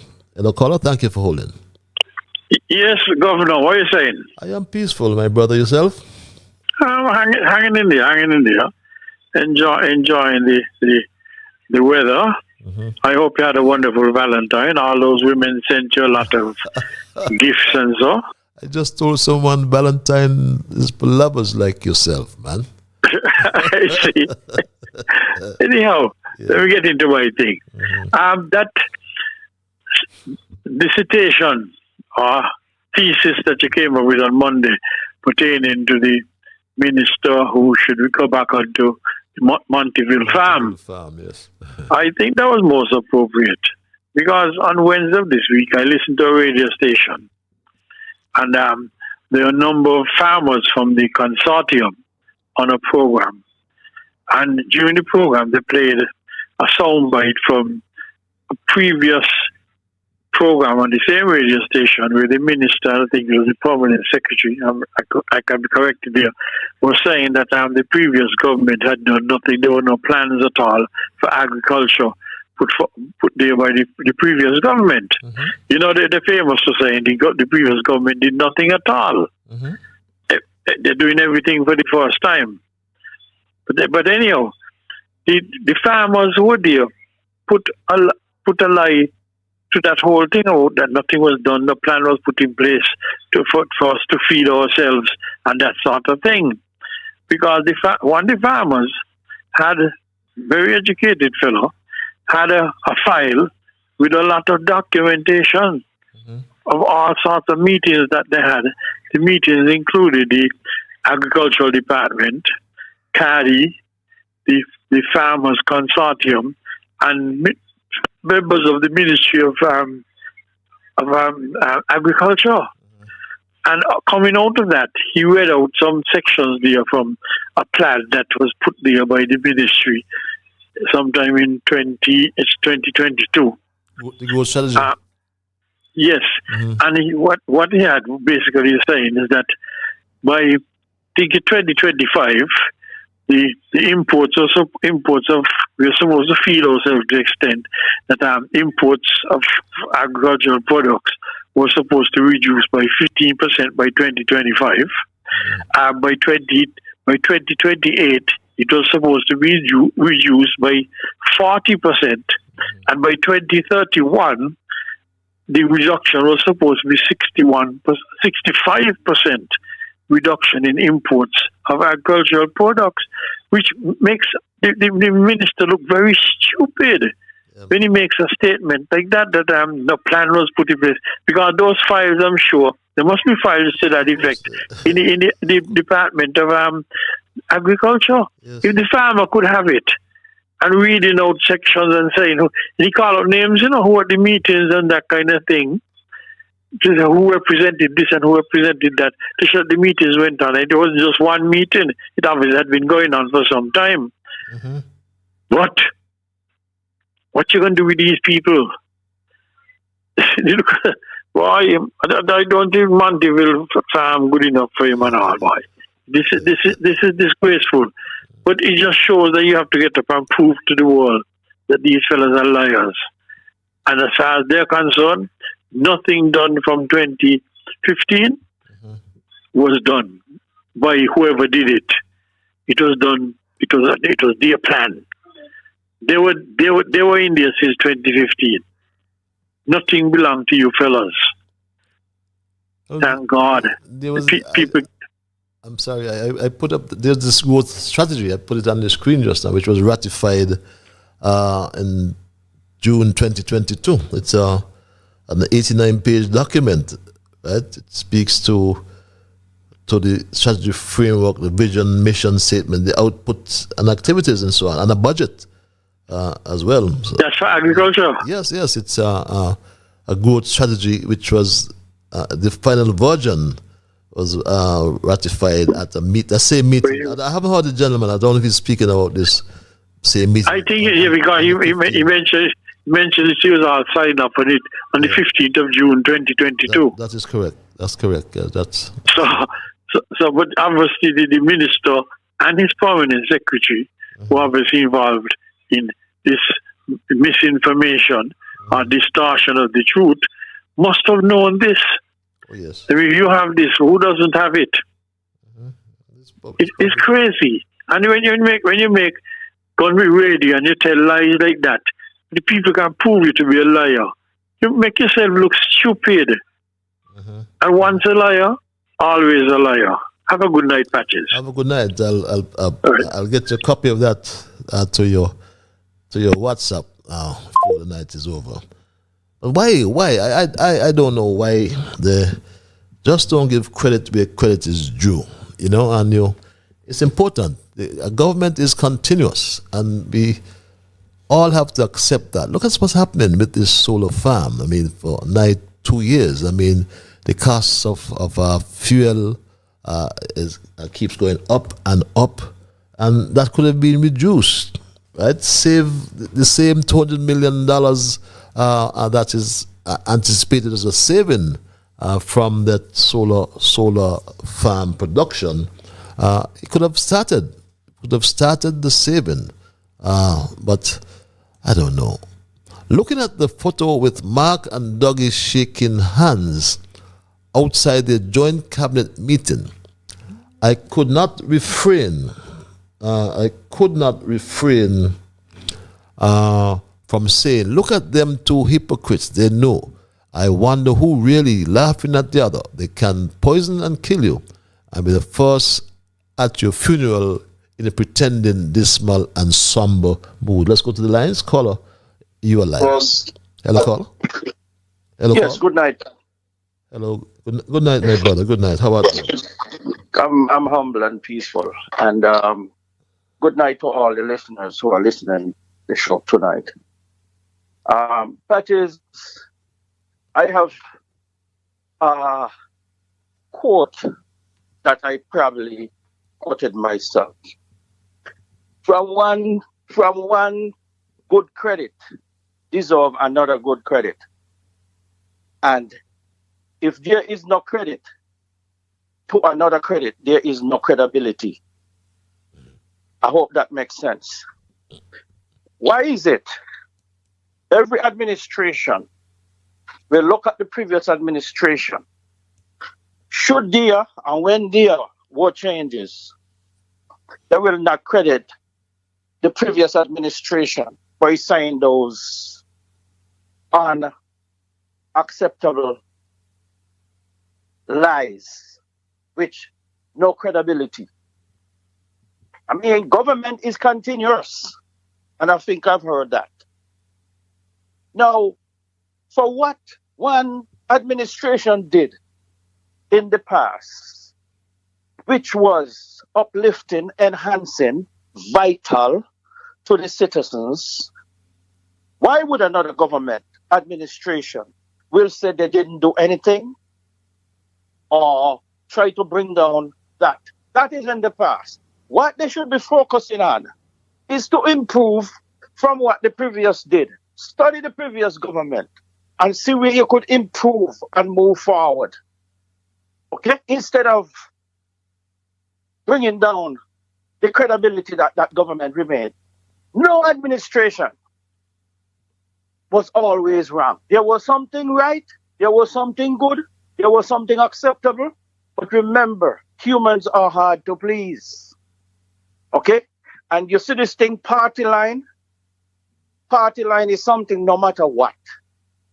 They're not going to give credit where credit should deserve, or where credit should be. Now, hearing this disturbing story, I am going to say it has been alleged, because nothing happened yet, that the PAP program will be ended. Will be end. Now, that was benefiting people. What will be the improvement moving forward then? Because I'm hearing people are not pleased. No, I have my political interests. And really and truly, I was looking at number 7. Mm-hmm.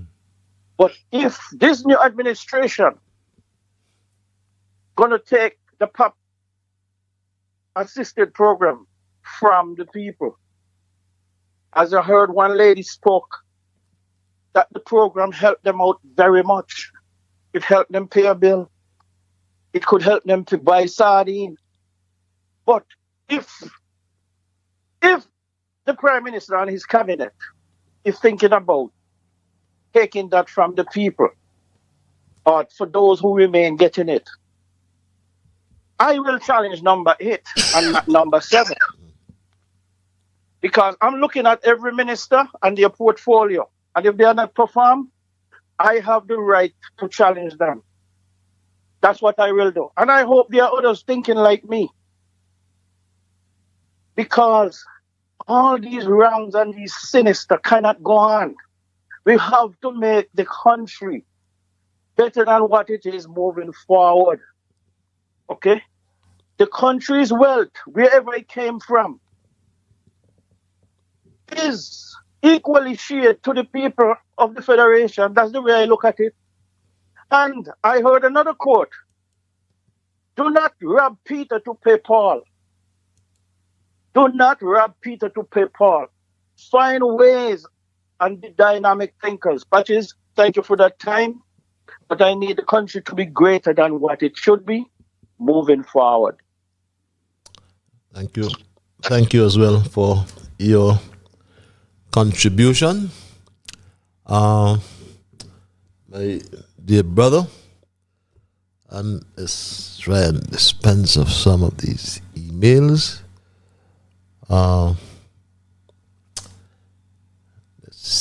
Let's see, where do I start with these emails? My straight dog family.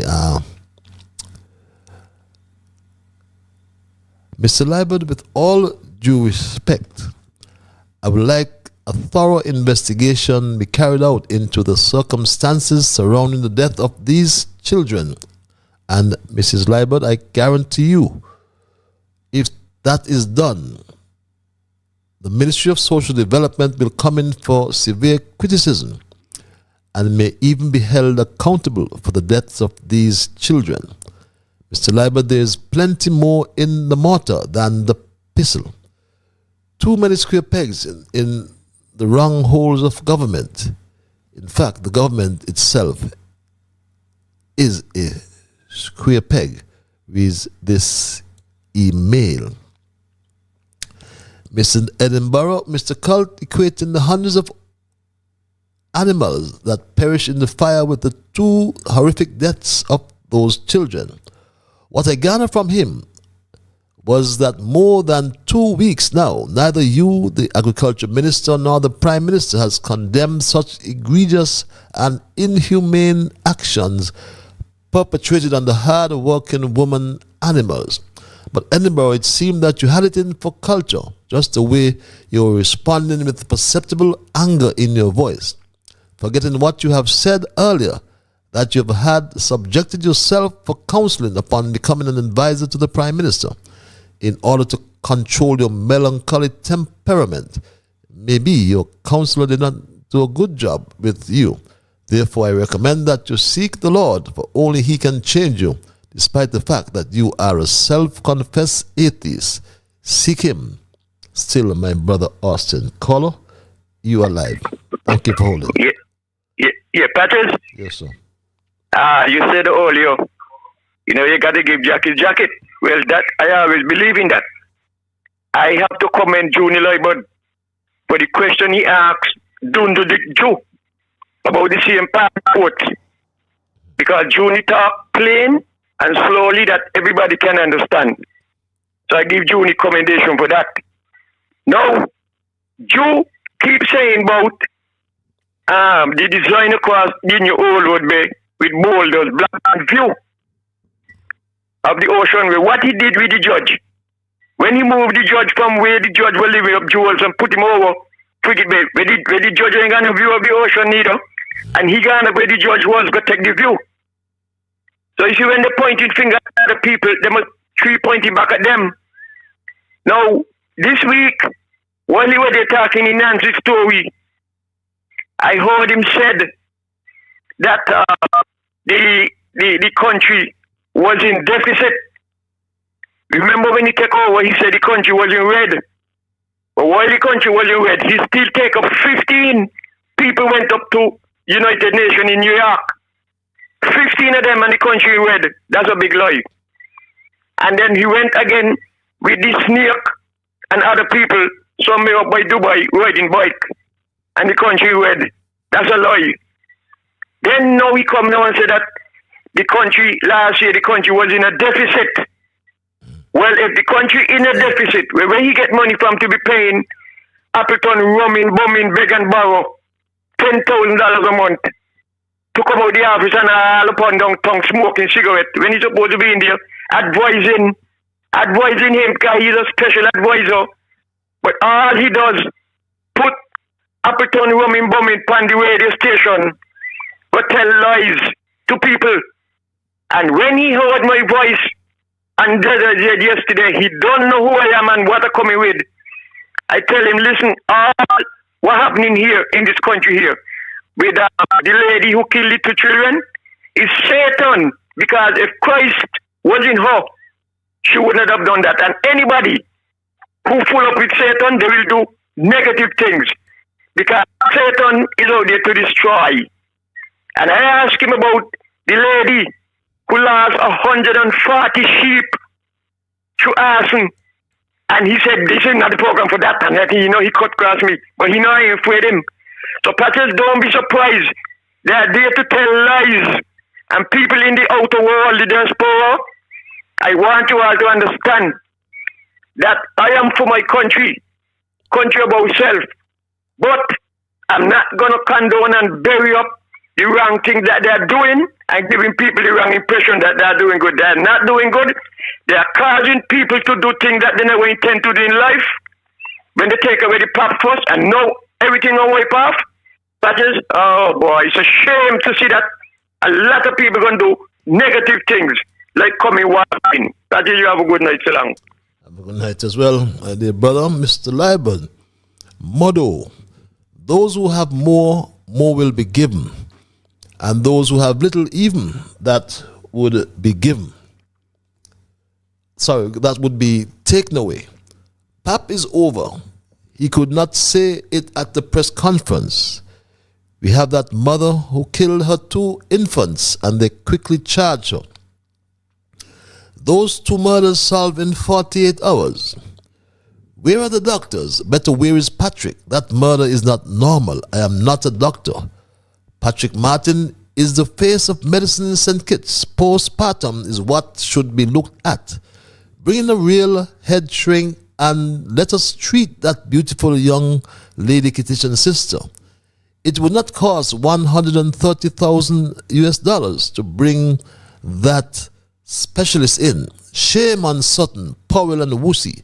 Patches, where are those folks who pick up their Jesus money on Sundays? The NGOs, the Bar Association, the Titans of Commerce. Good night, warrior. Keep their feet in the fire, not over the fire. We are too far gone for that. Reads this email. This other email reads, this is informing us of the passing of John Wharton. That name rings a bell. Your prayers during this difficult time, well, we extend condolences to the Wharton family. John Wharton, is it that in the St. Kitts and Nevis Association of Toronto, sent to their members. Someone forwarded it to me. John Wharton. That name rings a bell. Well, we extend condolences to the family of John Wharton in the Toronto area who has passed away. Patches, Dr. Drew held his press conference with this email on Tuesday this week. And I can't believe the amount of crap I was hearing from Dr. Drew and his ministers. I will address one thing that was said by the minister responsible for the PAP. According to the minister, their so-called LIFT program will replace the PAP as of the 1st of April. I want the poor people of this country to think about that date. It's All Fools' Day. Yes, that's what they think of a people of this country. The minister said that the payment of the new program will start at $250 to $600, beg your pardon, and these people can't be serious. Or maybe they're just plain stupid. What the hell can $250 do for poor people in these hard times, with the price of food going up each day? All of this talk about their so-called LIFT program, only $100 they add to the previous PAP program. What happened to their campaign promise of $1,500? I hope that the poor and needy in this country realize that they have been used and abused by these worthless, crazy vagabonds just to get them in government. All you people out there must speak out about this injustice that this heartless, wicked government plans to do to the poor and needy in this country. Stop being so quiet. This April 1st, All Fools' Day must not happen. Reads this email. Patches, you realize that Nevis has gone back of getting bones in their rice and hot peppers in their soup under this new Labour Jew government. Well, you know, over the years, Labour never saw it fit to appoint any Nevis man to the post of ambassadors. But Harris broke that tradition and appointed Nevisians as ambassadors. Evsley Hull to the OAS, Ambassador Sherry Trust to Canada, and Ambassador Mrs. Elsa Ambrista Wilkin to the United Kingdom. Mark had showered praises on Harris for changing the diplomatic landscape in having Nevisians chosen as diplomats and ambassadors. Mark pledged that never again would Nevis be sidelined and left out in the cold in the diplomatic field. Now Nevisians has received the shocking news that Dr. Drew and his Foreign Minister Douglas has fired the 3 Nevisian ambassadors that Harris appointed, and Mark Brantley, with all the mouth he has, suddenly become dumb, while Nevisians return to receiving bones in their rice and pepper in their soup under Dr. Drew and Labour. Lord, poor Nevis. Reads this email. Good night, Ambassador. Please send a copy of that document you posted. If you tell me exactly which document, then I will do as you wish. Just send an email and tell me exactly which document you're referring to, and I'll do the honors and post it to you. Good night, Patches. I heard that the planning unit did not approve the building of the East Coast housing. Please look into it. Reads this email. That sounds interesting.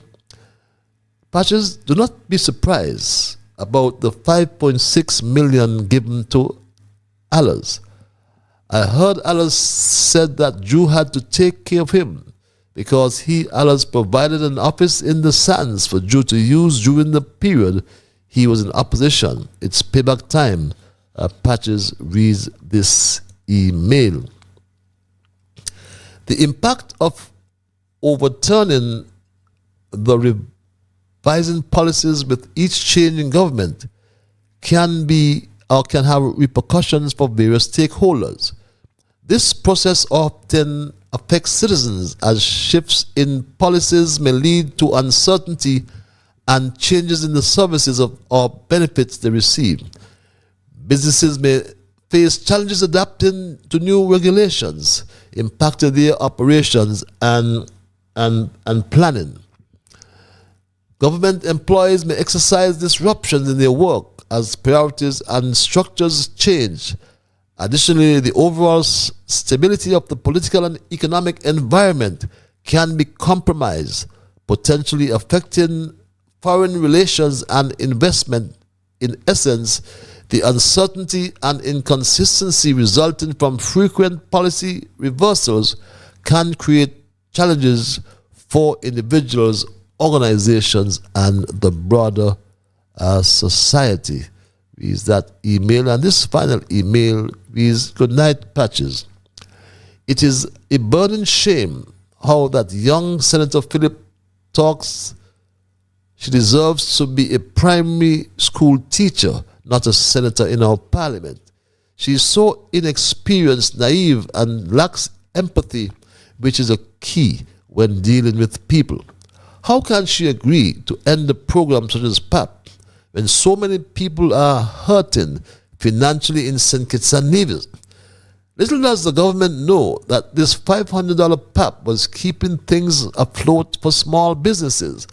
Our children will suffer more and crime will increase, even violent murders. Patches, I hope that these young men and women, elderly and head of households, remember the hardship that the Labour government has put them through since August the 8th, 2022. Come the next election, Labour get rid of them slogan will be the biggest downfall because their victimization, hardship and lack of care by this government will turn back to haunt them. The best thing this government can do is to fly on a plane and take pictures from a big Labour buyer's remorse. Reads that email. And those are the emails, my Straight Talk family. And as we wrap tonight's programming, have this call on hold. Caller, I'm sorry to keep you holding your line. Hello, caller? Yeah, but it, yes. That is, so I have to come back with this here real quick as you spoke about Nevis. Now, they're having House of Confusion next week, Thursday. And I want to know what's going to become of Dr. Harris and Sean when they get to speak. Because the third one who's supposed to be there with them, he right in the middle of the bed with the Dundo-Dick. And I don't think he should be collecting any money as an opposition member, much less to say he's the opposition leader, because he's not performing like an opposition member. So I don't know. That money that he's collecting, I think that money should be given back to the government treasury, because it is not fair. It is not right. But you see, I think Lord Calypso should be a national anthem only in St. Christopher. Wrong is being called right and right has been called wrong. People look into that. It is time for us to move. Behave like those people up in Europe and all up there in the Middle East. Anything goes wrong with the administration, they hit in the streets. They're not afraid. Why are you down here? Why we in St. Kitts here got to be so cold? Are you move them from there? Move them, throw them out in there. Okay. With demonstration, not no violence. Because they don't deserve to be in there. They're worthless, they lie, and they don't have the actions behind the words. That is, I'll talk to you Monday, God willing. Yes, God. Yes, have a good night as well, my dear brother. Thanks for your contributions, as always. And my Straight Talk family, as we wrap tonight, my message was a very simple one. And I came to alert you that our democracy is dying under a Dundo-Dick. And I came to that conclusion when I listened to the press conference on Tuesday, and in particular when I listened to Terence Michael Drew in response to a question from the big JL, who I was surprised to see at the conference, because I believe sometime when or since the former Prime Minister Douglas insulted him, he has me back. But it was good to see him back at the press conference and ask a very pertinent question. I understand from the reporters that they are not allowed to follow up. So when these questions are not answered, they cannot get a follow-up to the question. It's a very odd way of conducting these press conferences. Imagine the press conference went for 3.5 hours. But my Straight Talk family, it started with the playing of our national anthem, we call. And all of them stood at attention. But I asked the question if you believe that any of them really reflected on the words of our national anthem, O Land of Beauty, written by and composed by our late brother from Newtown, Kenrick Georges. And I doubted that because for 3.5 hours they seemed out of tune. Thereafter, I never stood for justice and liberty, neither did they serve and honor the people with wisdom and truth. I say so as one who strongly believes that if consent of the governed is to be meaningful, and if government is to be by the people, then the necessary information cannot be hidden from the people. And that is how it has become under July, in just 18 or 19 months, my Straight Dog family.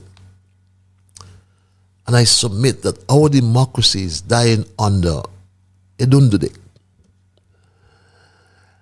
And the caption of my thesis intended to give you a clear warning of the potential consequences of a society that is deprived of transparency and accountability. And I call upon the individuals, institutions, and the media, the Fourth Estate, to stop acting like palace guards and strive to uphold the principles of openness and truth, to expose wrongdoing, also to ensure that power remains in check. For 2 years, after their own supporters have come to find out that they did not do so for better health care. They did not get rid of Team Unity for better health care. Look at the hospital system I alluded to earlier. No beds, fungus in the bathrooms, equipment functioning. And Drew's response, repairs to the morgue, fire in the hospital. What about the service at the hospital? No cheaper electricity. Yet the soccer engineer for 2 years, he has failed to implement a project that was ready. Shovel ready, as they call it in construction, which could have reduced the cost of electricity, reduced the cost to Skellig. For 2 years, my Straight Dog family, they promised this housing project 2,400 homes or houses, And yet it took 6 months or just about to build or construct one. Poor people are crying out when it comes to the cost of food, my straight dog family. But we must look at the failure to safeguard freedoms or liberties, the failure to protect private property, or the failure to protect life and limb. Government is being exposed as being unable to deliver on the promises they made to many people. Though we are charged with following the laws of the land, truth be told, we must never forget, this is not the land that we were promised. It is said that the consent of the governed established through credible elections is the foundation of democracy. But you confess publicly that our elections are bought. What does that tell us? If elections are merely a currency to manipulate the people at will, then this foundation would someday collapse. Look at the procurement methods of procedure, which continues to be a source of discontent in the country. I see evidence of what seems to be coming into the age of impunity. And at times I find myself in a state of shock as everything now runs contrary to what I experience as a politician and policymaker. I have witnessed the rise, and now in short order I am witnessing the fall of accountability. The age of impunity under July has signaled the birth of an arrogance of power. Government agencies or departments are required to run fair and transparent processes to procure their goods and services, and must be held accountable for their procurement decisions. But that's not happening under this administration. And they boast about freedom of information, yet they use those same laws to find excuses for not disclosing information.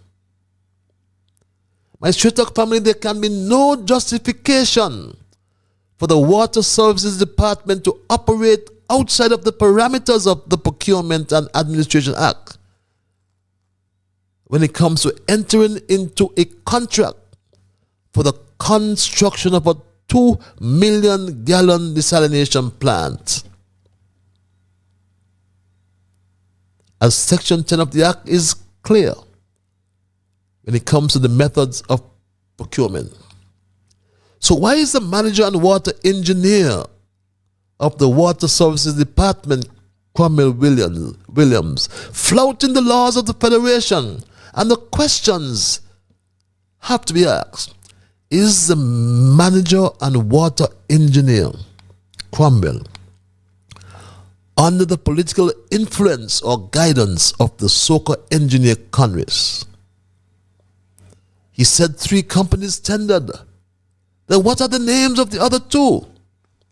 If the Royal Utilities got the contract, why is all this secrecy? The so-called engineer said the contract is on the Garth Lucifer Wilkins' desk. So is Garth Lucifer Wilkins aiding and abetting this act of corruption?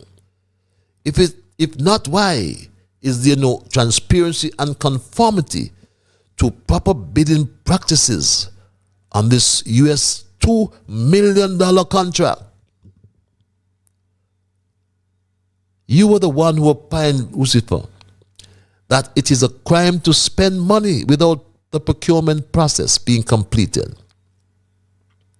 Yet to turn a blind eye to the $5.8 million contract for 1,000 water buckets, $5,800 for one bucket, delivered by Cashley Allers, who was handed a contract by Terence Michael July.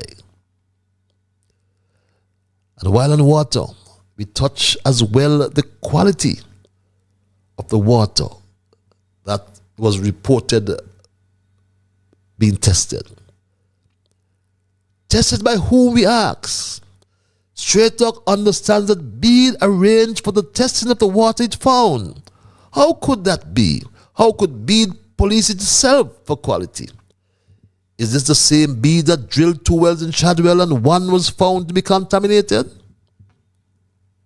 Come on. Why isn't the Bureau of Standards involved in this critical issue of testing the quality of water made available for human consumption? Is it because the same Bureau of Standards identified the arsenic contamination in the Shadwell 2 well that was drilled by Bede? My Straight Talk family, politics must not override the safety and quality of our potable water distribution. The Ministry of Health must get the Bureau of Standards involved. Has a sample been sent to the multipurpose lab? Samples should also be sent to an independent accredited lab to mitigate any risks concerning water quality.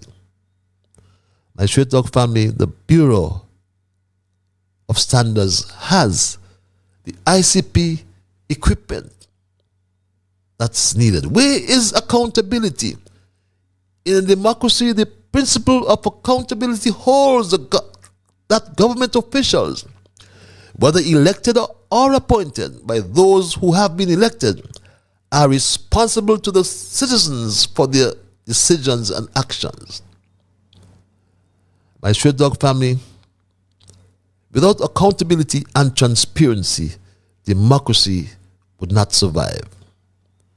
Since assuming office, this government led by July has behaved illegally, corruptly, and most times they have come across as lacking sense or reason, or ineptly in carrying out the government's work. We looked at, or I shared with you information from Grenada in terms of their own information. Yet here in St. Kitts, we cannot know, and July refuses to tell the country about the passports that were issued. I know how many passports were issued in Grenada. You can see there for yourself, my Straight Talk family. But here, our crime minister failed to answer a straightforward question from veteran journalist and broadcaster, the big JL. But JL should not be surprised. He did not get an answer to his question. Good afternoon, Junie Liburd, Freedom FM. I have 2 questions. First, I'd like to find out what is the state of play as it relates to the prison farm project. The media has for some time been asking about the number of passports under the citizenship by investment program. How many citizenships have been granted under the prison project? And all he did was to ramble, bungling response. That gave me the idea of the Dundo-Dick, my Straight Talk family. When I listen to his non-response, I cringe. And July should be embarrassed that he does not know how many certificates of registration he signed. He should be embarrassed. And when I listen to his lies in his response, one word came to mind: Dundo-Dick. Under July as Prime Minister, the Federation is facing a political emergency which has 2 elements. Firstly, July and everyone in his cabinet are experts and form part of an A-team. Secondly, they all seem to be drunk of power. Yes, they all display the arrogance of power. And I referred you to Lord Acton, that English Catholic historian and politician and writer, who in a letter to an Anglican bishop in 1887 said power tends to corrupt and absolute power corrupts absolutely. And finally, my Straight Talk family, my heart hurts for those poor people who are struggling with the high cost of food and shelter. Thousands were removed from the PAP program, and yet thousands more will be removed as of March 31. Persons who are currently on the PAP and who will be eligible for the lift with the new conditions, you will be invited to verify the information on your original PAP application and resubmit it for consideration on the lift. Now, this doesn't mean there's a guarantee, so that should be done before the anticipated last payment on the PAP program, which should be by the end of March. Wow, no guarantee. They will continue under the PAP. And in conclusion, and after 40 years as an independent federation, we spoke about a reset.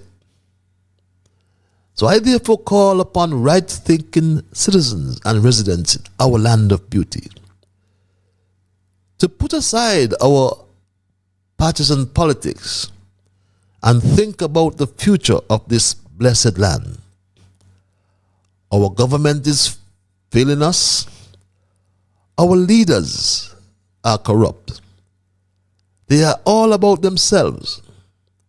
Remember, it was the Attorney General Garth Lucifer Wilkin who told us that only if he and his ministers are paid well, they will be discouraged from being corrupt. Yes, that's what he said. In order to discourage ministers being corrupt, they should be paid well. Yes, you're doing a public service. However, you should be able to take care of your family. But it should also be reasonable so that you can satisfy your obligations. And when the person comes with the potential bribe, you can tell them, no, I don't want that. He's not paid well. Get to hell out of there. My Straight Talk family, we are in serious trouble. Our democracy is dying under a Dundo-Dick. That's my story tonight, my Straight Talk family, and I am not going to change it. I'm going to thank Almighty God for guiding our conversation tonight, as always. I want to thank you, the thousands who listen. Tell your friends about the broadcast, about the program Straight Talk. Share the link. We will connect on Monday for another edition of Straight Talk.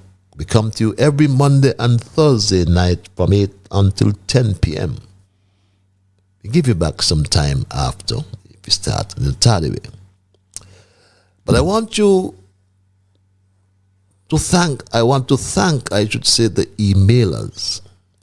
I want to thank the callers. I want to thank every one of you who listened and to assure you that you are the ones who make Straight Talk. And for that reason, I say a big, big thank you. I am Ian Liburd, and God's spare, we will connect on Monday for another edition of Straight Talk. Until then, have yourselves a wonderful weekend. Do your chores, rest yourselves, go to church, praise the Lord, and remember that whatever your mind conceive, that you will achieve. But first of all, you must believe. So when you wake in the morning, thank God for the morning light and thank Him for taking you through the night. And my Straight Talk family, keep moving on. Bye-bye. Until we connect on Monday. When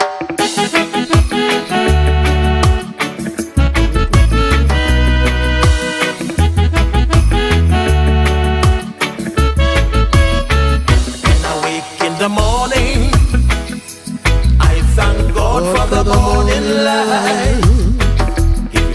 And praises for taking